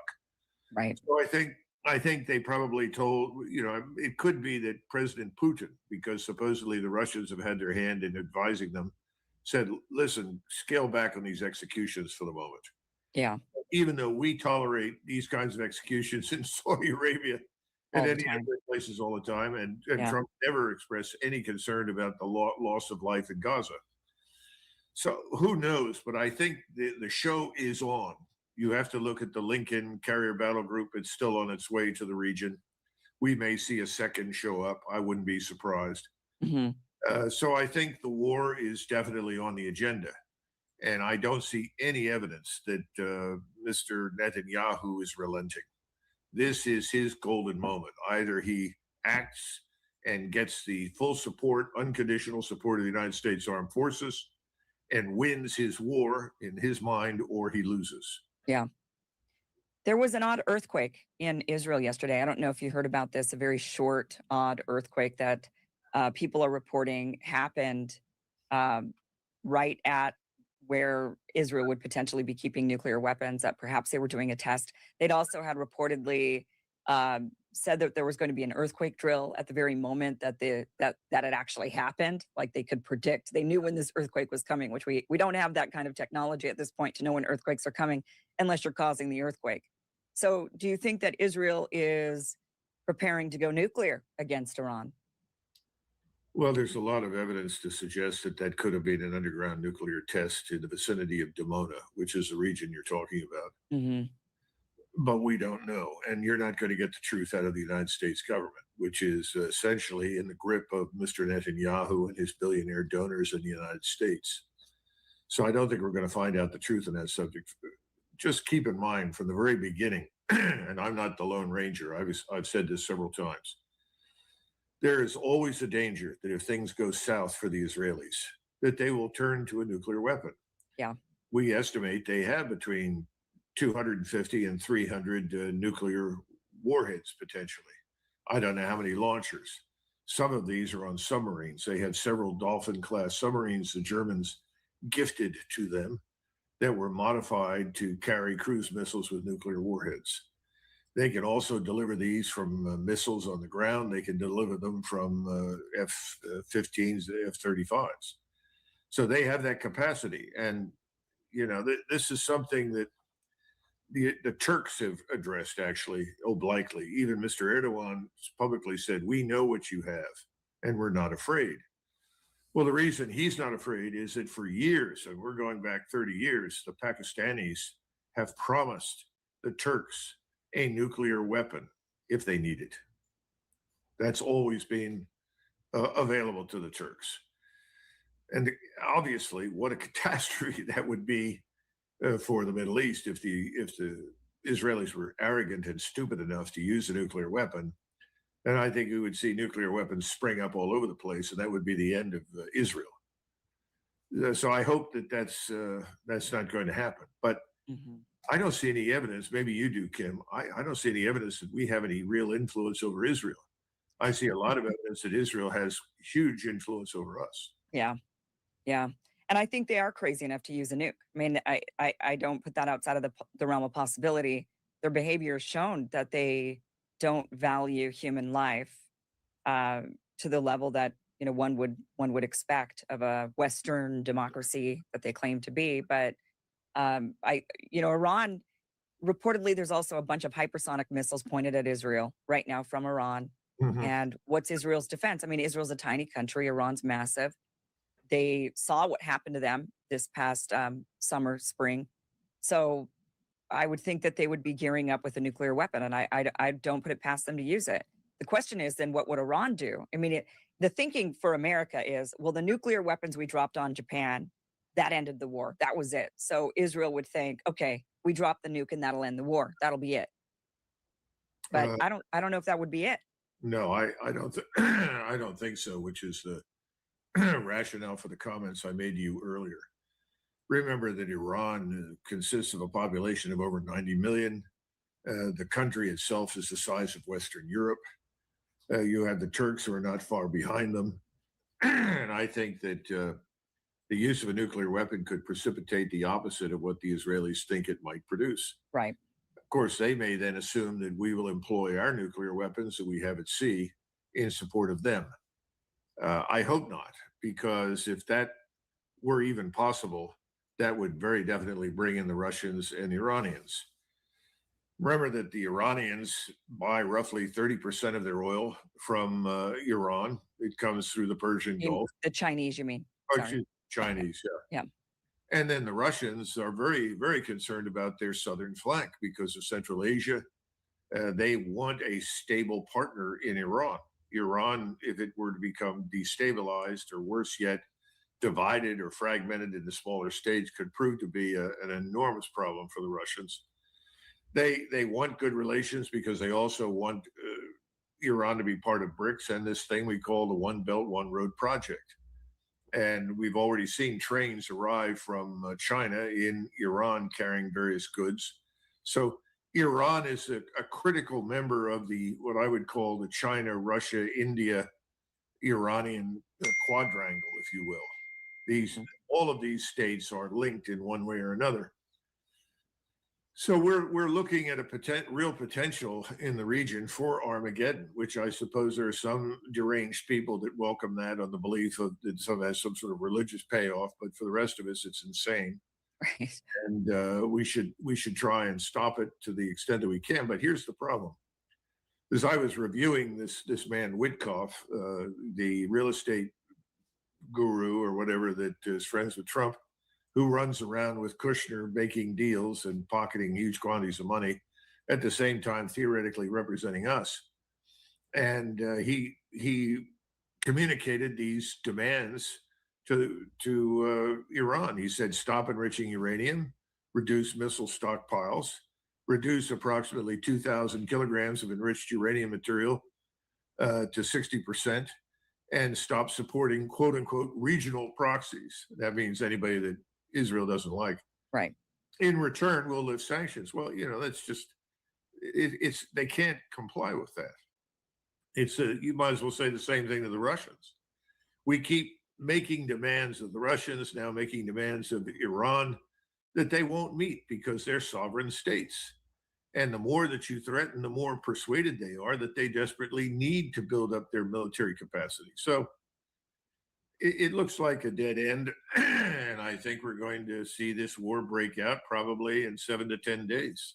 How does it end? I mean, when it comes to regime change, for example, I don't know why they ever thought there's only one way. I mean, we've been doing all of these various tactics to try to get the people inside of countries to turn on their leadership, right? We've sanctioned Cuba for how long, kept them poor for how long, did the same thing to Venezuela. They saw 130,000% increase in inflation. It didn't work. It didn't oust Maduro. There's really only one way for regime change to happen, and that is the military's got to turn on you. And that has historically been the case over and over and over again. When you lose the military, that's when you lose your power. It all comes down to military. So it doesn't look like the Iranian regime, the Iranian military is turning against the Iranian government anytime soon. I mean, maybe, and that would be the only way I could see change actually happening. Otherwise, you just end up in an all-out war, a bloody war, and then I don't know exactly how does that one end. We're not going to go and conquer Iran, are we? I mean, what would be the end game of that war? How would it end? Israel is in a win or lose everything situation.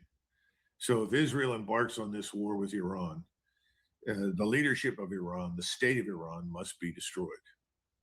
If it's not destroyed, Israel will be destroyed. I mean, this is the view from Netanyahu and the people that support him. So this is a one-way ticket to Armageddon. So, whatever happens, unless miraculously, as you point out, everything changes, which I don't expect to happen in Iran, this will end up being the destruction of Israel. Now, here we are, and we have pledged our life, treasure, blood, everything to defend Israel to the bitter end. Well, what does that mean? How far are we willing to go? Right. Are we willing to engage in a nuclear exchange on behalf of Israel? Well, right now, I would say President Trump would do whatever he's told by Netanyahu and his donors. I just read the other day something about Ron Lauder, this billionaire whose mother was thrown, grandmother, I guess, was thrown out of Vienna, Austria, back when the Nazis took over, and she had a perfume business. She came to the United States and made it into $1 billion perfume industry.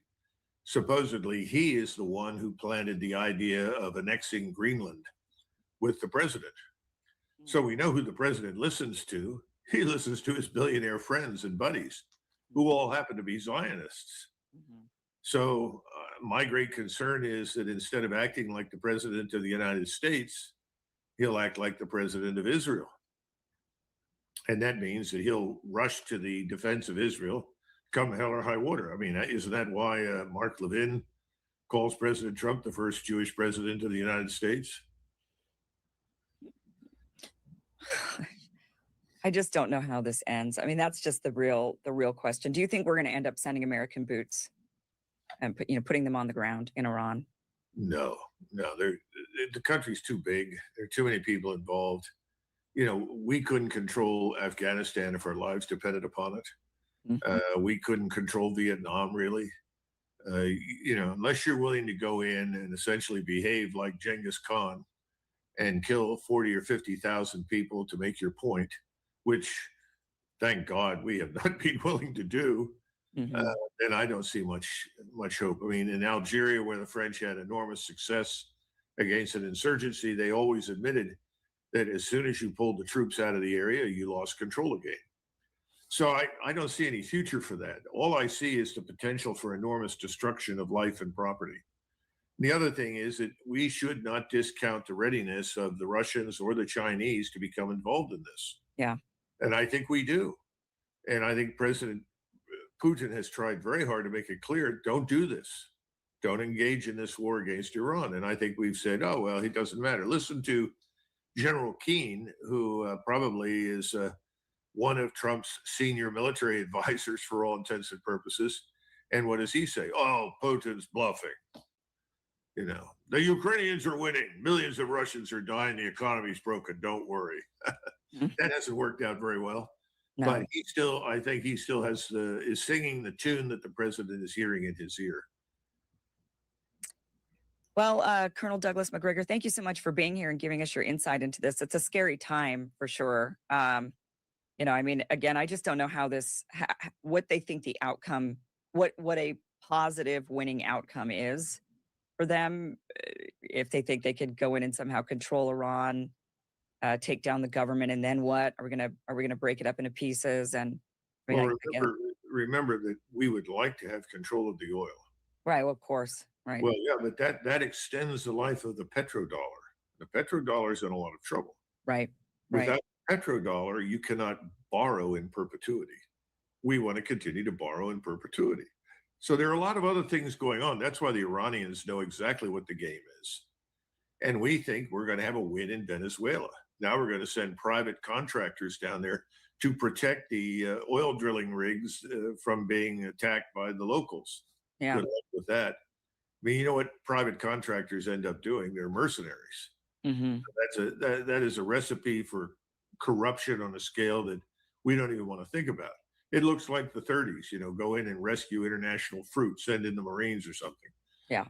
I don't think that's going to work very well in Venezuela. I think all of this is going to come apart. In the meantime, just turn on the returns from the various bond markets, listen to the economic analysts, and they all tell you we're headed into bubble bursting territory. Yeah. Which bubble do you want to go first? Commercial real estate, private real estate?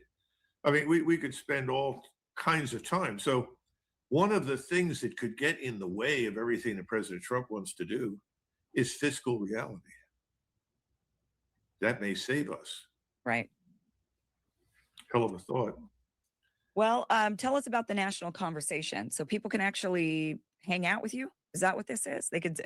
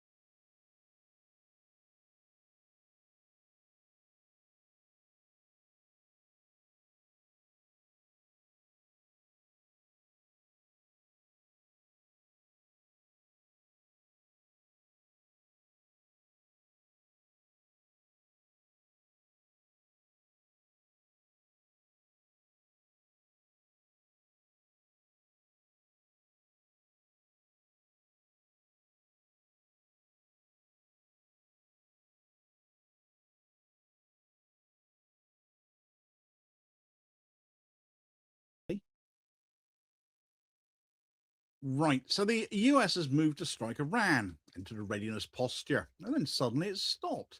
Was it because the forces in place weren't enough to do it safely? Not all the pieces were on the board, perhaps? Well, maybe so. The regional bases were exposed. Civilian airspace did start closing. Markets certainly reacted. And only after that did Washington order an aircraft carrier strike group to cross half the planet to catch up with the threat it itself was responsible for making. Because there was very much a distinct lack of naval backup in the area, wasn't there? Once you realized the strike couldn't be launched from where the US already was, suddenly this pause whilst a strike group makes its way to the Middle East now makes more sense. Move weren't there waiting for him. A US aircraft carrier strike group, that of the USS Abraham Lincoln, has been ordered away from the South China Sea and is heading towards West Asia. So has Trump had his bluff called now, or has he simply realized he was going to attack Iran from the worst position possible? Right, so Donald Trump has been threatening strong action against Iran. And then the most useful thing for any threat merchant to discover has happened. The physical conditions for a clean opening move weren't there waiting for him. A US aircraft carrier strike group, that of the USS Abraham Lincoln, has been ordered away from the South China Sea and is heading towards West Asia, with reporting that puts its arrival in the region at least a week away. And with all the accompanying destroyers named in the reporting, a full strike group as it is, the type of thing that moves when you mean business, not just a flex.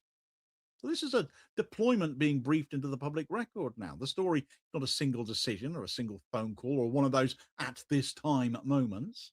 It's a real repositioning of heavy kit, because the existing situation for the US in the Middle East was not enough to make the threat as credible as perhaps some might have wished. And that's before you even get onto the part where civilian airspace has been closing and rerouting in the background as airlines hedge their bets that this isn't a safe place to fly right now. Here's the part people are misinterpreting, like it's all vibes and psychology and bluff. A carrier strike group is mobile air power. It is mobile air defense. It's mobile flexibility. It can be moved where permission is politically easier, where retaliation is harder to pin down, perhaps, on a host nation that didn't vote for any of this.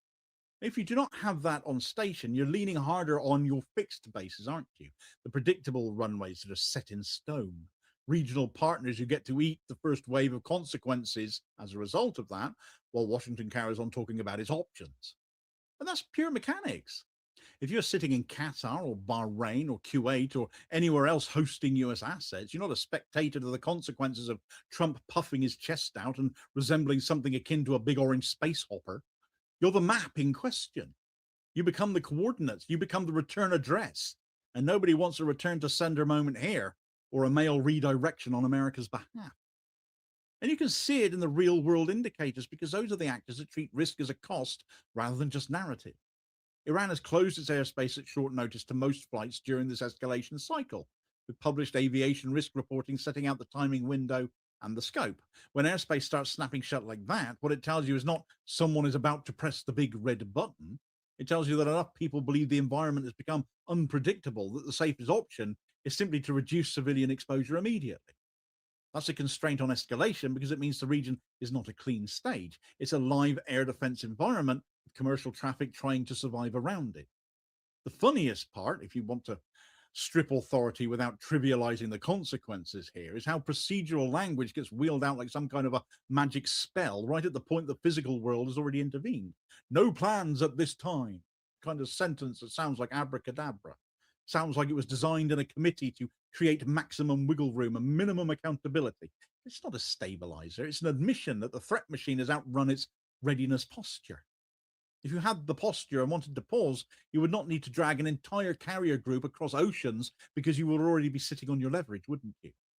So if you were to ask whether Trump's bluff has been called here, you have to stop treating this like a poker table and start treating it like a supply chain with consequences.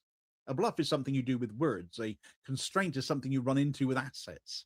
The moment you're relying on protest cover as though it was the deciding factor, you're already a step behind what the military and aviation risk world is already doing. Those systems are asking much harsher questions. Can you start this from where you are without making your own footprint the main target? And can you sustain what you start without immediately expanding the war just to protect yourself? And if the answer is something along the lines of not cleanly, you either back off or you start moving. Fixed bases in the Gulf are not secret. They are literal landmarks. They sit inside an environment where Iran has spent years building the ability to impose costs through missiles and drones and regional networks, should they so wish to. A carrier group does not remove that risk, but it does diversify it. It spreads it out. It reduces the degree to which you're asking your partners to be your armor. And that's why the carrier movement is the concrete, observable event to look at here and now. Not because the carrier itself is an attack, or even because it might herald one. We can't say that with certainty. We are not crystal ball gazers. Not because its arrival automatically means war, but because its absence has made fast escalation harder to sell, harder to execute, and harder to manage. The idea of instant clean action is being replaced by long lead times, slower sequencing, higher visible exposure. The system is having to build the preconditions first, which means the timeline hasn't been set by speeches. It's being set by transit times and regional tolerance for being used as a US launch pad. So if the US genuinely believes it could strike cleanly from where it already was with what it already had, it would not be hauling a carrier group out of the Pacific at the end of the day, would it? People should understand basic logistics at that level instinctively, I imagine. They understand that you do not move heavy kit unless you think you're going to need it. They also understand that when the people with the guns start rearranging the furniture, the calm statements are often just there to keep markets quiet, while the risk posture changes behind the scenes. Now, you can take two wrong turns here. One is to say Trump is reasonable now, like he suddenly had some kind of moral epiphany. The other is to say Trump is insane, therefore anything can happen. Like the world is governed by a single man's mood. Frankly, I find that last one more believable, and there's a grain of truth to it, I believe, too. But regardless of that, to greater or lesser extent, both are fantasy. Because the truth is that leaders operate inside constraint environments and then lie about it, because admitting constraint reads like weakness, and Trump would never do that. And so you end up with a public theater of resolve and a private scramble to make the posture match the threat. So what matters operationally is that an Iran escalation environment changes the risk profile for everyone in the region and changes what support looks like.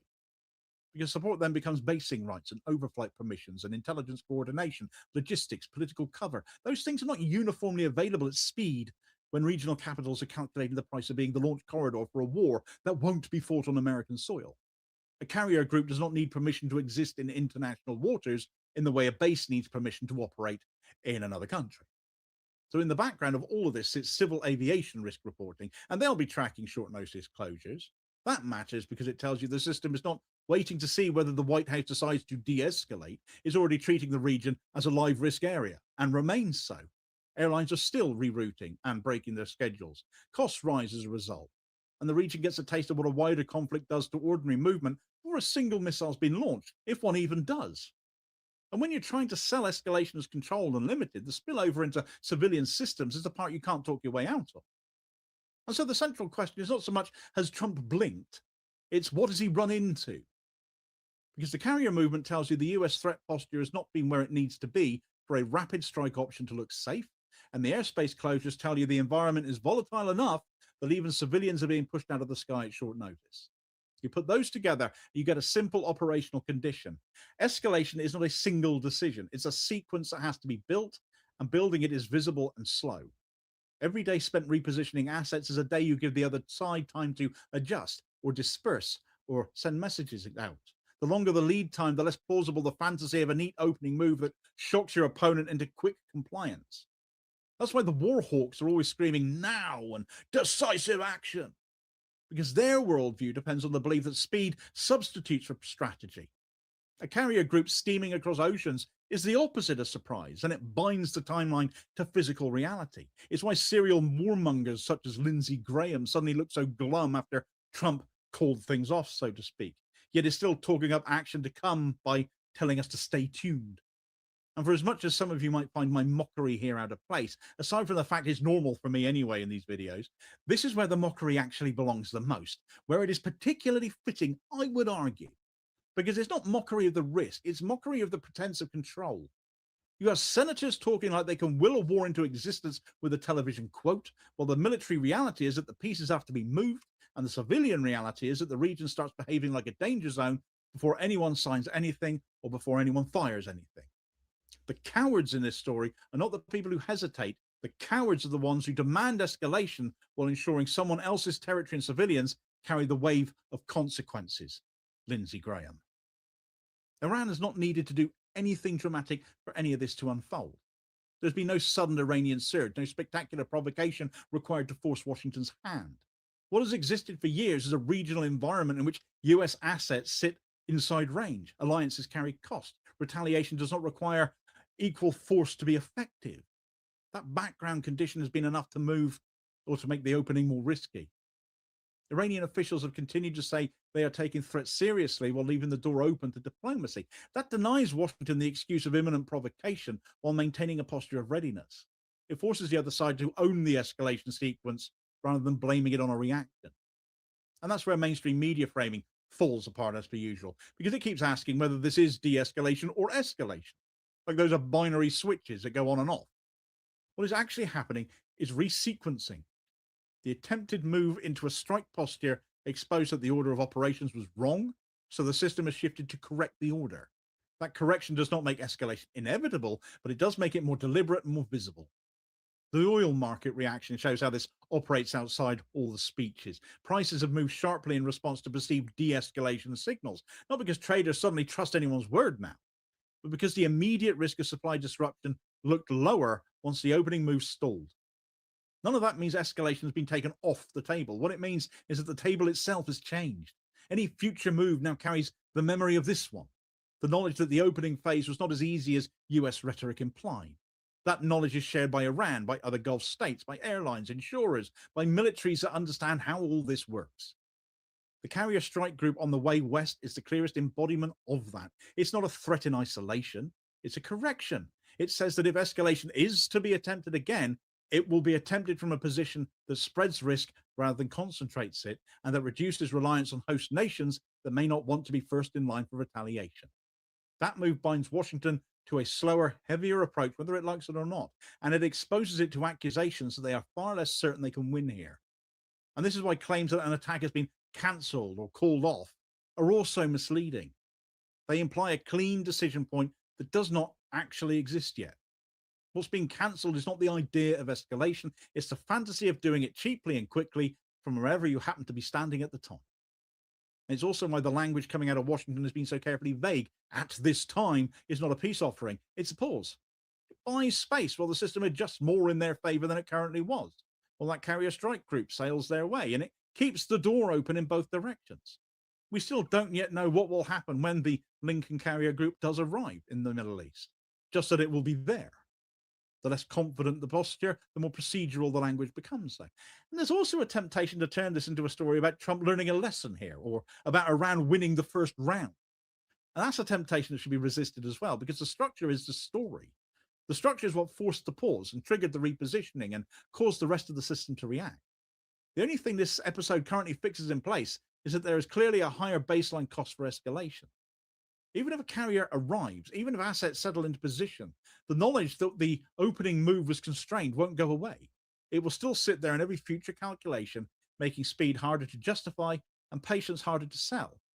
So ultimately what we have seen, what we can say that makes most sense to me, is that Trump tried to strike Iran from the worst place possible. That attempt did not end in explosions, but it did end in exposure and repositioning, a visible adjustment of the threat machine. So what this leaves behind isn't calm, and it's not a resolution either. It leaves a set of conditions that now sit in the middle of every future decision, and is something you're going to dwell on further each day that strike group gets closer to where it's being sent. So it's not a story about peace winning out, at least not yet. And it's not a story about madness being restrained either. It's a story about a machine being tested and found wanting at the point it was supposed to be the most confident. The response has been to move the pieces, slow the clock, pretend this was all part of the plan. Plans that require emergency corrections are not plans at all. They're idiocy. Trump may yet choose to escalate once he's got his pieces lined up where he wants them. Iran may yet be struck, from which they will surely retaliate. But what's been ruled out is the fantasy that this can be done casually, cleanly, or without first reshaping the entire posture of US power in the region. That reshaping now appears to be underway. It carries its own cost before a single missile has been launched, though. And that's what ultimately has changed. Not intentions, not rhetoric, not personalities, but the operating environment itself. A war, if it comes, will now come slower, heavier, and under more scrutiny than the people calling for it seem to understand. And if it doesn't come, it'll not be because wisdom suddenly prevailed, but because the price of starting from the wrong place turned out to be a lot higher than first advertised. For more on Trump's evidently ill-thought-through escalations, however, and the consequences he's already triggered, do check out more on the story right here. Please do also hit like, share, and subscribe if you haven't done so already, so as to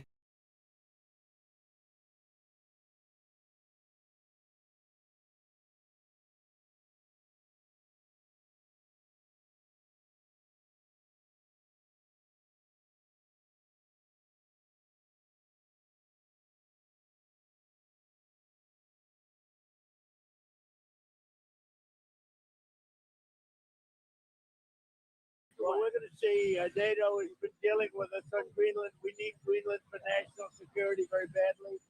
If we don't have it, we have a big hole in national security, especially when it comes to what we're doing in terms of the Golden Dome and all of the other things. We have a lot of investments in military. We have got the strongest military in the world, and it's only getting stronger. And you saw that with Venezuela. You saw that with the attack on Iran, with the knocking out their nuclear capability potential. Yeah, and then it goes on from there, talk about how great we are and how big our military is. Not really sure what this thing is with the camera being in front of it, getting the close up of that person's head, but don't want to be too distracted with that. This is the point here, though. President Trump is absolutely convinced. Why? I don't know, but he is convinced that he must have Greenland for American national security. Look, we have a couple of oceans, you may have heard, the Atlantic and Pacific on either side. We have a great big country up in the north called Canada. You may have heard of that too. Very friendly to us, even though we have some kind of irksome relations at the moment. But those are kind of spats between siblings, so to speak, or cousins. Same thing with Mexico in the south. Nobody is going to be able to invade our country from any of those directions because we have the capacity to defend ourselves, for sure. Greenland, as you may also know from looking at a map, is quite far from the United States. It is up in the Arctic, where there are a number of other countries that have Arctic borders, one of which is Russia, one of which is our big neighbor, Canada, and even the United States with Alaska. So there is plenty of ocean, water, ice, all kinds of things that could get in the way of anybody trying to do anything. And if some other foreign country someday were able to get hold of Iceland, I'm not sure what the risk is going to be that somehow that would cause us to be in a panic that somebody's going to come after us. I mean, unless you're talking about missiles or something, it's kind of like Cuba, but the Cuba was like 100 miles off of our coast. This is not the same situation with that. But I'm getting ahead of myself here. There is no military threat to the United States from Greenland, period. Not now, not later, not if by some weird chance some other hostile power takes it over in the future. No more risk than what we face already. Understand, Russia, China has the capacity to bring nuclear powered submarines right up to our shores if they wanted to. If they actually wanted to harm us, they could already reach us with that. It's called the mutually assured destruction. MAD. Everybody understands that. It's pretty common knowledge. But our ability and our nuclear stockpiles and our triad also help us and make sure that nobody's going to do that. Nobody else with nuclear weapons is going to launch a strike against us, knowing that they would get 10 in return for every one they sent to us. Everybody's aware of that. That's what has kept the equilibrium for over 80 years. Everybody knows. So there's no reason to think that's going to change things now, and Greenland's going to. So the question then is, well, then what is the reason? If there's not an actual military purpose behind this, then what is driving President Trump? And listen, I think that whether someone's telling him this or this is just kind of where he's going, and somebody's whispering his ear, I'm not really sure. But I can tell you that there are plenty of people going out now and backing up President Trump. And one of those guys is named Landry here, Jeff Landry, who's the Louisiana governor, and he is the special envoy to Trump. And he went on the Fox News earlier today to kind of explain, put a reason why the United States should care about this. Because on the surface of it, it looks kind of ridiculous. It's like, why would you even care about Greenland? Just thinks it's an ice wasteland. There's 50,000 some odd people that live there. They're as peaceful as they get. They're no threat to anyone. Well, according to Mr. Landry here, he says everybody on the American East Coast should be very afraid. This is an unbelievable deal. Anyone on the East Coast, Brian, should be concerned about this. The Chinese have built more icebreakers in 1 year than the United States has built in the history of the country. They're not building those icebreakers for fun. They're building them in order to be able to gain control of the Arctic. Okay, that's to take control of the Arctic. Is that the place? Is that where you want to make an argument here that China is going to take over? So, what they're counting on? Let me educate you here. What these guys are counting on, and when somebody like Landry says that, he's counting on you to just take him at his word. He is a governor. He has been designated by the president of the United States to be our envoy here to talk with our allies to try and see if we can find some copacetic way to be able to take something that doesn't belong to us, that does belong to a European country. And he's counting on you not doing any double checking. He's counting on you not looking at a map.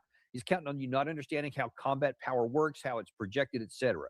Fortunately for you, we do. And so we're going to show you some of that right now. And let's just take a look at that. Let's see. The first thing he says there is, hey, China has made all these icebreakers, and they don't do these for nothing. It's not for no reason that they don't do these icebreakers. They want to take over the Arctic. Here's a couple of Chinese icebreakers, and they have a lot, and they do want to have access into the Arctic. What do you notice about these ships, though? Let me see if I can zoom in on these a little bit. What do you notice about these ships? What do you not see? Better question here. I don't see any missiles anywhere. I don't see any guns. I don't see any air defense capability. I don't see any offensive capability. These are icebreakers. They are commercial vessels designed to plow a path so that commercial transit can move into a certain area. In the event that people want to say, oh, well, you know what? These icebreakers here are just the first part. And then what would happen is they would clear a path so that military vehicles could go in behind them. That's the real issue here. Okay. If that was the case, let's just say hypothetically, let's just go down the path here to Mr. Landry and suggest that, wow, maybe he's right. Let's see. How would that work out? So you would have these icebreakers, and then they would have to go and plow a path that a non-icebreaker ship could transit these waters before they freeze again and prevent it.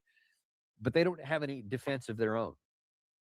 They don't have any offensive capability, which means if we wanted to, we could take out every one of those ships as they got anywhere near the Arctic. If that was the case, we have the capacity with our extraordinary arsenal of offensive missiles, and that we could take those ships out if we needed to from a long range. We have all kinds of, not just missiles. There's also drones and a bunch of other things. There's submarines, there's torpedoes, there's any number of things that we have in our portion of the Arctic that if we needed to, we could take those out.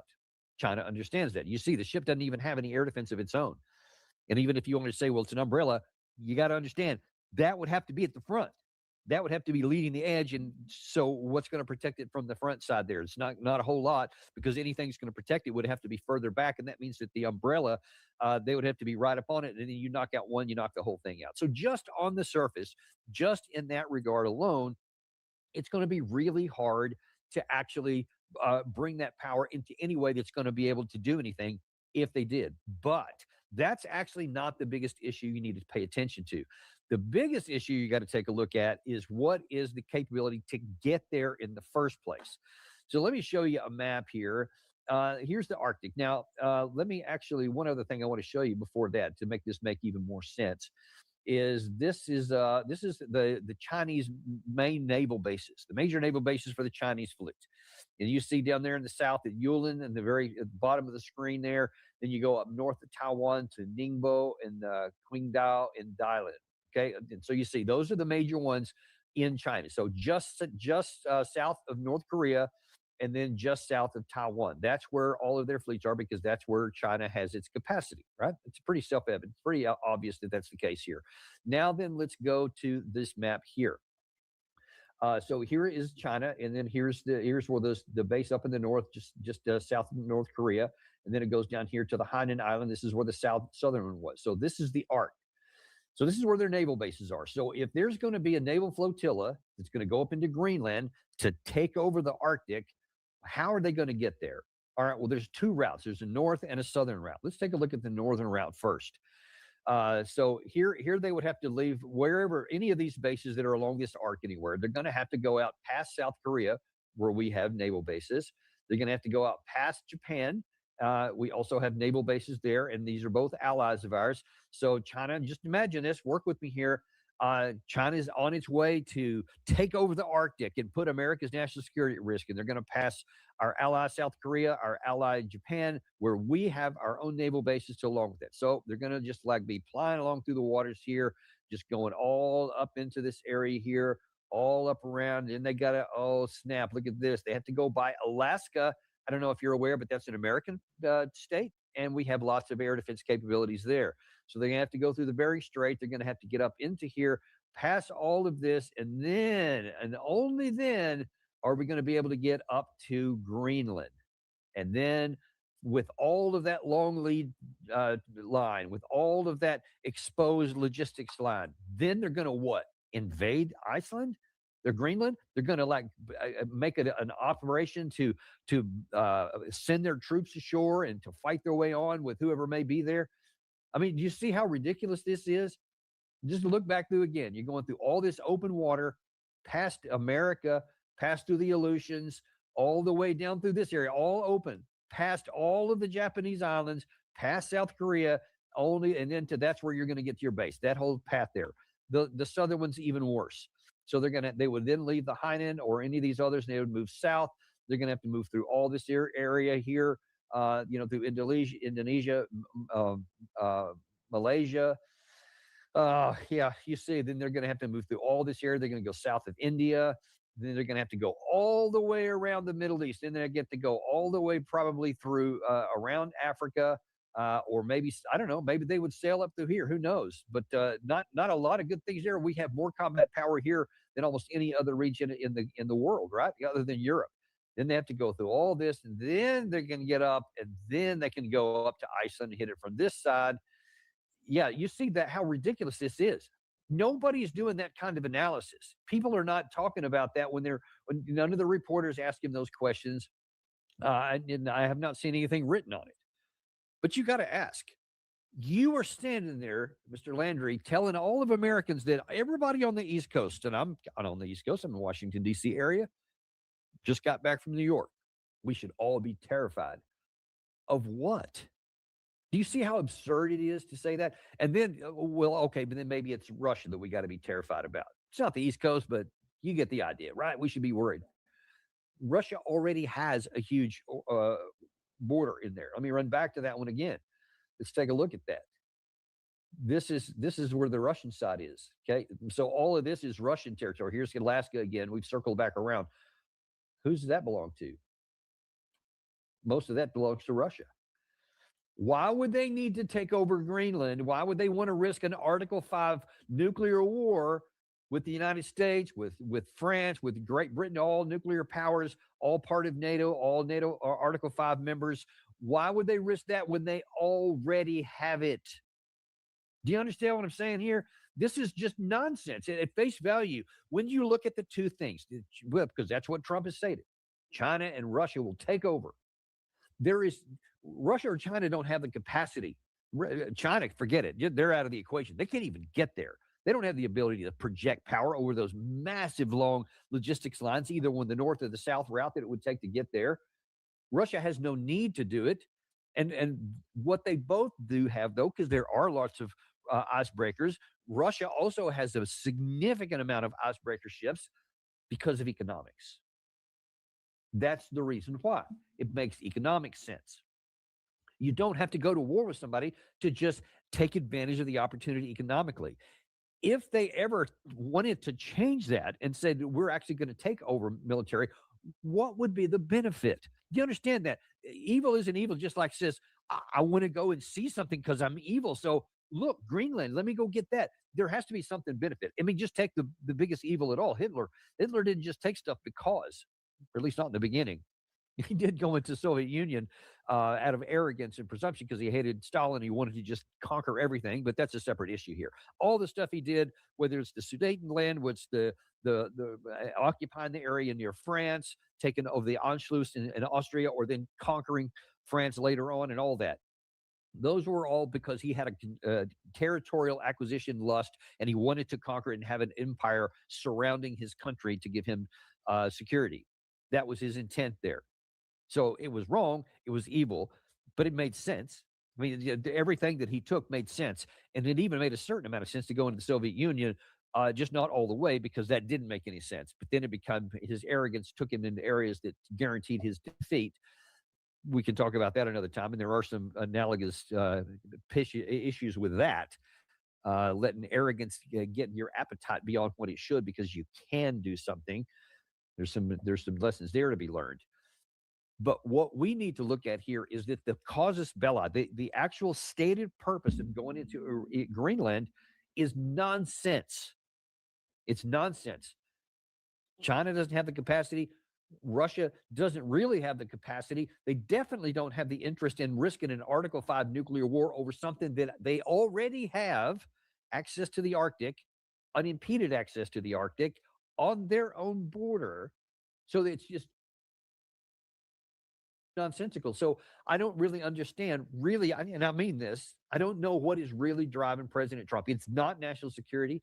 I don't even think it's economics per se, this idea that there's lots of rare earths and other things you can get, because I think as a lot of people have been talking about lately, even on our show, most of it's under like large quantities of ice, and it's just not economically, or it's not commercially viable to go in and extract it, even if you can get past the issues of natural resources and the nature and all that. If you wanted to get past all that stuff, there still is extraordinarily expensive to get to, and hard to even mine, and then you have to get it out. It's just the infrastructure alone would have to be built. You're talking a long, long time, and then who knows if you'd even make enough to offset the cost it would take to extract it, to get the infrastructure with roads and all that kind of stuff built. So that's not even a real issue. I think it could be, harkening back to my comment a second ago about the arrogance and whatnot, I think it could be that I said I wanted to bomb Iran in 2025. I did. Took out the nuclear program. So the claim goes. But that's what he saw. He wanted it. He wanted to take it. He did it. Now he looks down here at Venezuela. I don't like Maduro. I tried to get him out in the first term. Didn't succeed. I'm going to take it now. I'm going to do it. Now here he's looking at maybe going back into Iran again. If you saw our show earlier today, we laid out that it seems pretty likely to me that that's still very much on the table.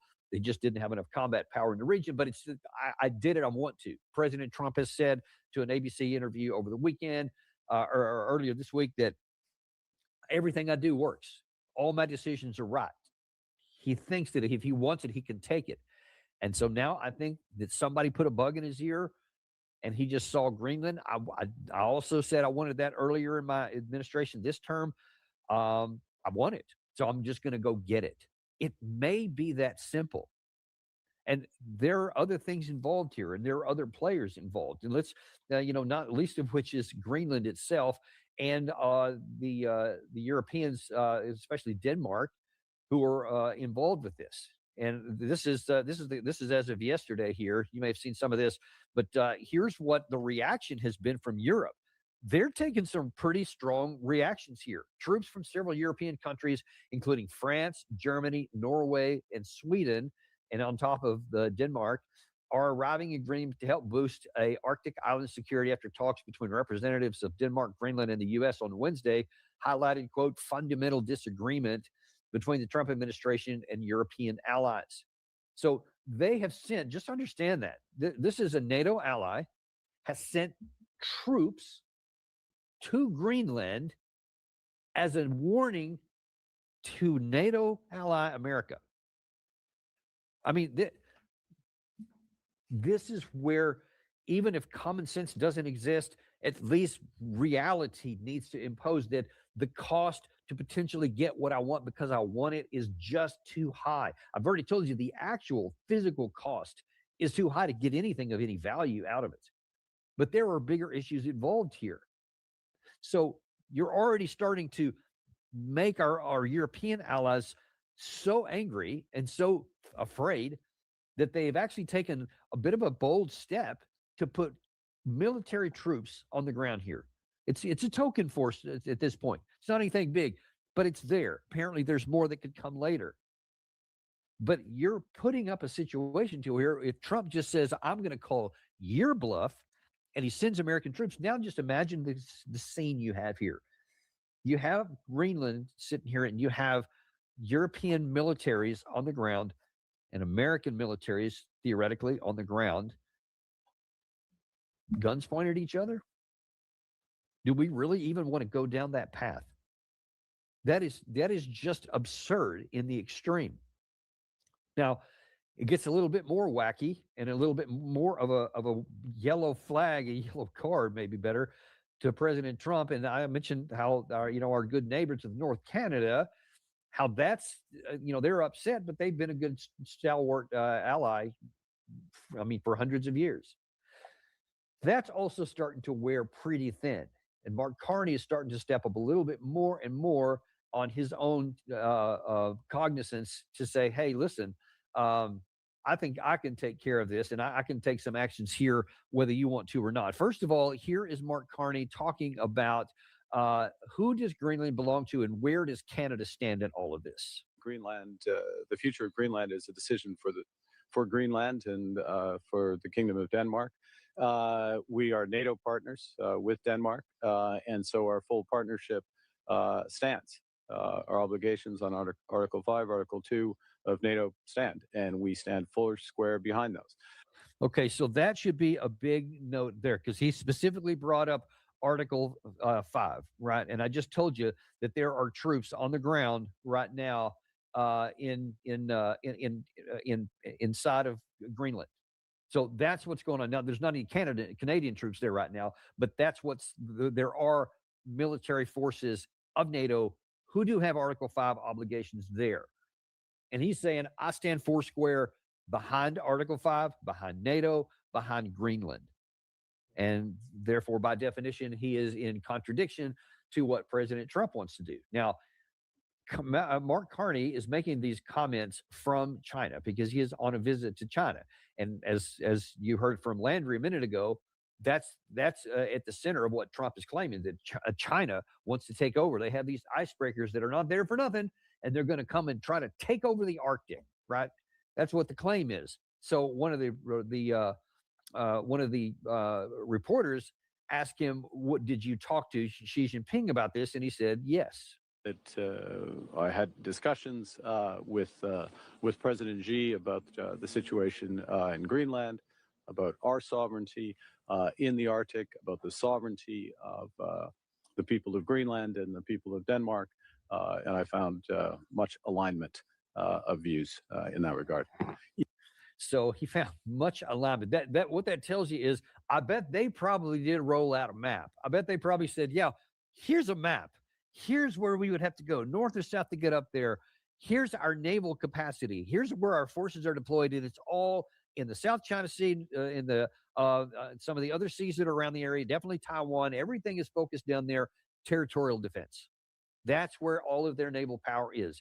They don't even have the capacity to go outside. I think it's called the second dash line, and maybe even the first dash line, because everything is in those areas. That's where they focus everything on defense to keep other invading powers from coming in.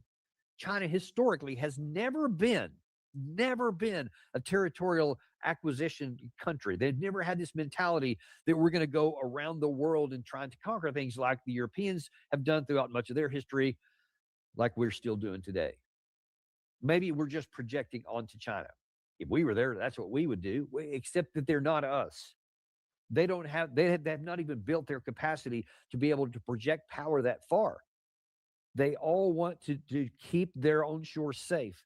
They want to make sure they don't get invaded. And that if they want to go on an offensive to take Taiwan, straight up, that's what they also are building capability for. 100 miles. You understand that? So they want to potentially be able to project power 100 miles and possibly even a little bit beyond that if it gets into a big shooting war. That's it. And so they apparently told Mark Carney that, and you could kind of see that look on his face is kind of like, yeah, I'm convinced everything's fine. Because everything about China, and I'm talking about through thousands of years of their history, everything since 1949, everything has always been about national security and defense of their country, and then especially in the modern era, to have this Belt and Road Initiative, et cetera, to do commerce around the world. See, we think because that's what we have done, and we meaning the entire West, Europe and the United States. When we do that, when we go abroad, we actually want to go militarily conquering as well. We don't just want to do business. We do both. We want to do business and we want it to come at the barrel of a gun. Just keeping it real here, folks. Just being honest. It's just history. It's not even a commentary. It's just an observation. China, on the other hand, doesn't do that. But we project our way of thinking onto them. And when we see them doing international business kind of things like the Belt and Road, like in Latin America, like in Africa, we assume that they're wanting a military presence. But there's no evidence of that. Now add the Arctic into that. They want business opportunities that come in the Arctic. So they want these icebreakers for commerce and business. That's what they're doing. That's what the capacity they have created. That's what it'll allow. They don't have military capability that'll project power up there, but they do have business interests that will allow them to do commerce. Apparently, Mark Carney is convinced of that. He's also said, by the way, and you don't take China's word for anything. Don't trust China. Don't say, oh, well, Xi Jinping said this, so we're cool. No, he's not either. He says we have upped it. I forget what the frequency was, but he said since he came into office, he has said we are now 24/7, 365. We always have now a lot of defenses, always looking out into the Arctic. So he's not trusting anybody. So he sees things, right? Because that means that they've got reconnaissance capabilities. They've got 24/7, 365 monitoring. They're looking at what's going on. I'm sure they have some satellite capabilities, but they also have physical observation points. They're not taking anybody's word for anything. They're not trusting their security with China. They're actually upping it. But they're also saying, and as long as things are as you say, as long as I continue to only see economic and commerce situation, we're going to be doing good. He went there to China to make some deals. I think it's the first time in 7 years a leader of Canada has gone there.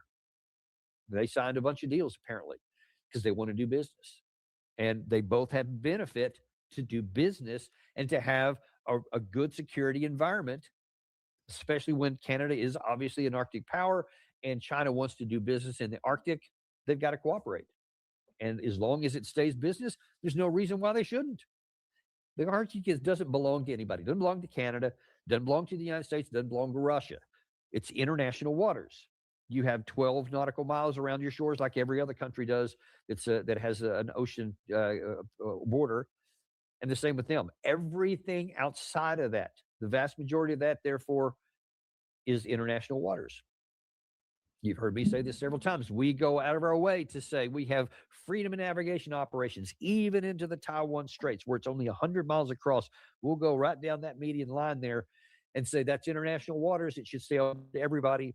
And just because you're China, just because it's pretty close to your shore, it's still international waters, so we can go there with impunity. We can fly our spy ships and spy planes, rather, right off your coast, and we can collect. It's an international airspace. There's nothing you can do about it. But now we want to say they can't even come in our hemisphere.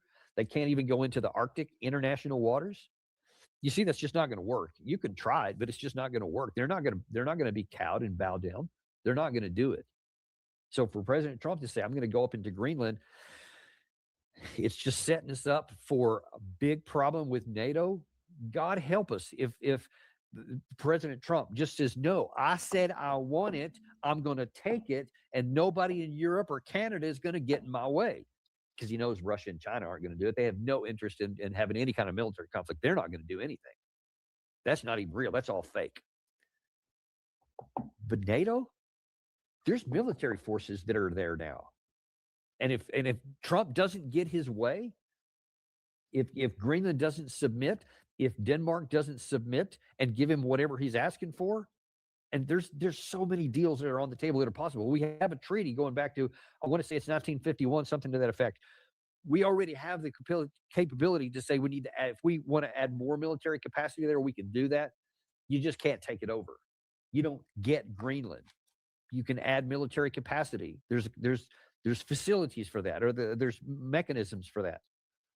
We don't need to do this. But if Trump just says, no, damn it, I want it, I'm going to take it because everything I do is right and everything I say will happen, then we literally set up the stage where there could be I can't even imagine I'm saying this, but there could be conflict within NATO. And it's not going to be within NATO, really. It's just going to be Europe against us. And it would only happen if we force the issue.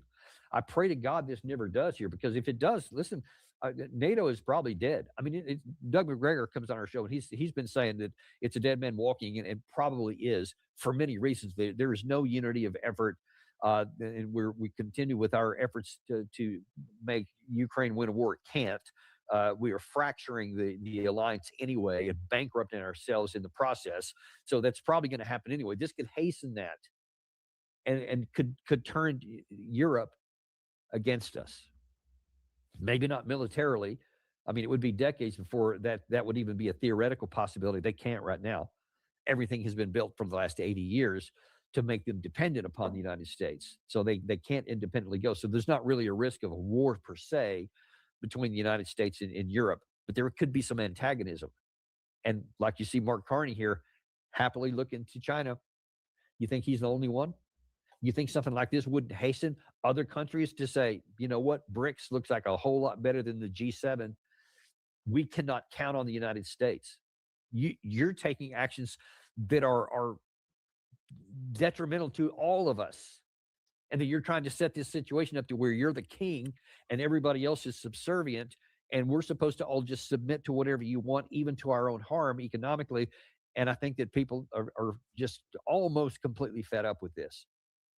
It's amazing that we have gone, how far we have fallen in just 1 year, and there's still 3 to go if Trump survives that long, if his health allows him to stay the full term.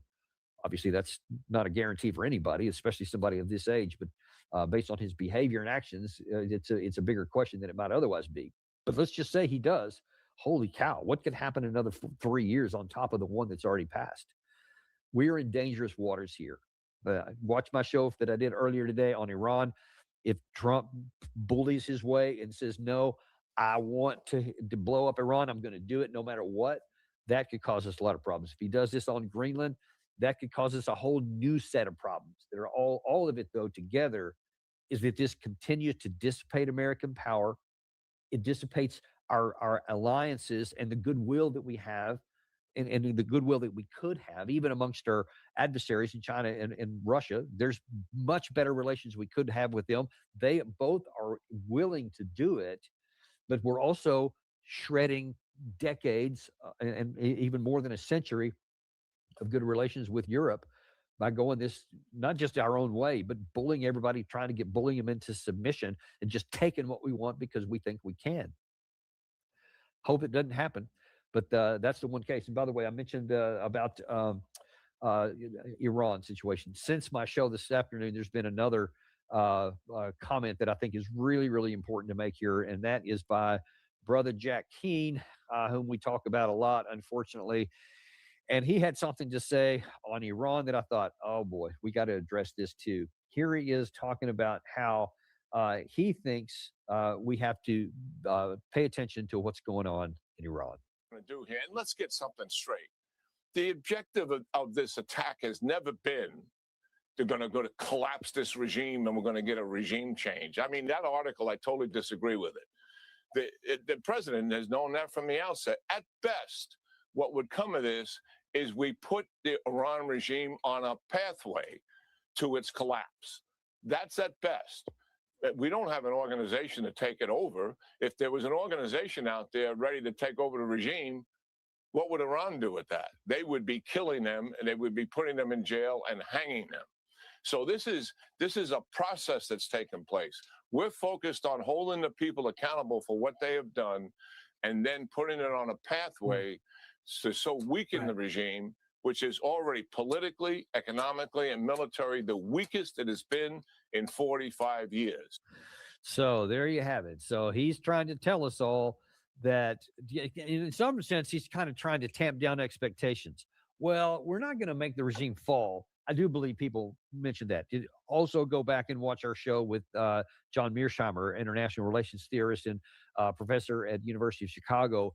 He laid out a 4-point plan. He says it's pretty self-evident what we've been doing. And I think that those 4 points were to have sanctions to weaken the regime, then several other things. And the bottom line was then you come in with these first three to really weaken everything. And then when you have it teetering, and then you come in with the military to just hit the final legs out from under it and make the thing collapse, and you can bring your people in and all that. But he said it didn't work. I remember phase number 3, according to Mearsheimer, was that you have misinformation campaign to make your people and the people to target inside of Iran believe that the regime is about to collapse. It's about on its last legs. And so all you got to do is push a little harder, then it's going to happen. We know that's the case because people in the West and the United States said those things and told people, yes, keep going. Just keep on going. President Trump, in his one of his ex-posts, said, yeah, keep on protesting, keep doing it. I mean, he literally must have been reading from Mearsheimer's playbook or vice versa. One of those two, but it was out there. Well, problem is, it didn't work because the regime wasn't on its last legs. Its whole modus operandi from the beginning has been a revolution, right? They've been about suffering, all those kinds of things. And they are not going to just flee because of a couple of weeks of protest. That's just not in their DNA. Their DNA is the opposite. And they would go a lot more in cracking down if it came down to that. But they did come in because in their view, and Mike Pompeo validated it, we were sending edge agitators in there from the outside, Mossad, according to Pompeo anyway. So they were trying to stir that up. So it wasn't just this organic thing within Iran that we were trying to, say, look, let's go help these people. It was never about the people. It's not about them now either. And now that it seems like Jack Keane is going, okay, well, all right, well, that part didn't work. How's about this? How's about we still go in with something to hold them accountable? Just, okay, hang on. Let's stop right there. You say that we should hold them accountable, their government accountable. Who the hell are you to hold anybody accountable? Who is America? Who is any other country on the planet to hold them accountable? Look, it shouldn't have to be said, but I'm going to say it. What do you think would have happened on January 6, 2021, when we had this huge riot on the Capitol? Forget it for the moment about, was the FBI behind it? Did someone else try to foster Trump people to do that? Did Trump himself? Is he the one that led? I'm not even worried about that for the moment. It happened. We got the video. There's no dispute about that. Can you imagine any other country on the planet saying, those poor people in America, they're being abused. Their elections were rigged. They was stolen. Somebody needs to come in and hold that government accountable for what happened. Some of the police were killed. Some of the protesters were killed. We're going to go in there and set this straight. We're going to hold them accountable. Who would you have been? What country on the planet would we have recognized their authority to say, yeah, you can do this? You have the authority and the justification to do this. Of course, we would not laugh at them. We would be very angry, and we would probably use force and violence against that country. But somehow Jack Keane thinks that we have some sort of moral authorization, ability to hold Iran accountable. And so it's okay for us to go and kill people in the regime and launch airstrikes. You want to do that in some of these European countries that have been doing it, where a lot of the protesters, a lot of people have been hurt, some killed. Where do you draw the line? You still understand? It's self-evident. It's absurd at face value. There is no standard. The only standard is, and we showed you a clip of a compilation of a bunch of people in the aftermath of the Venezuelan things, which reveals where our standards are and our morals. Trump said to ABC News the other day, I'm my own morality. I make my standards. And if there's limitations, it's self-induced only. All these other people say there is no rule of law. There is no international law. There is no rules-based order. It's all about power. Remember, the one of the bigger ones was Stephen Miller, who from in front of the White House said the only powers that matter is the power of force, what you can and can't do. And we have the force to compel anybody. That's what it's all about. It's not about some standard of law. It's not about some external standard of morality. No, it's just about whatever I want. And that's what we're seeing here. We're seeing it in Venezuela. We saw it in Nigeria. We saw it in Yemen. We've seen it in Somalia. We've seen it in Syria, Iraq, Iran, and now maybe in Greenland. Now maybe back in Iran again. And so we're setting ourselves up. We want to pretend to be some moral arbiter and some more higher moral thought, but it's not. I mean, just go back to the one by Stephen Miller. That's your North Star right there. That's the one who's being completely honest. Even though I just find reprehensible what he said, I do acknowledge that he's telling the truth there. So let's at least dispense with all this pretend morality and just acknowledge, like Stephen Miller did, this is where it's at. Now, then we as Americans have to decide, are we okay with that?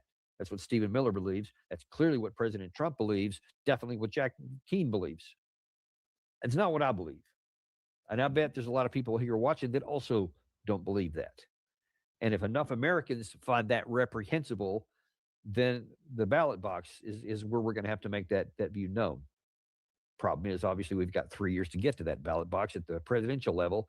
But there are other things we can do. There's a midterm election coming up, and you can send a powerful signal there by sending a message that Trump will still be on the ballot one way or the other.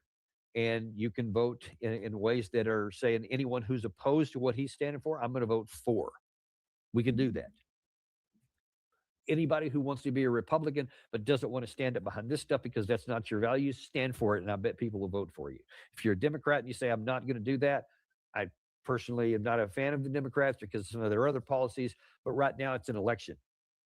And when it comes down to it, you got to pick somebody. And so I would rather pick somebody that at least says, no, I think that there is a standard that we have to follow, whether that's rule of law, some kind of moral code that's not just take whatever you want, then I think that person should deserve a consideration for your vote.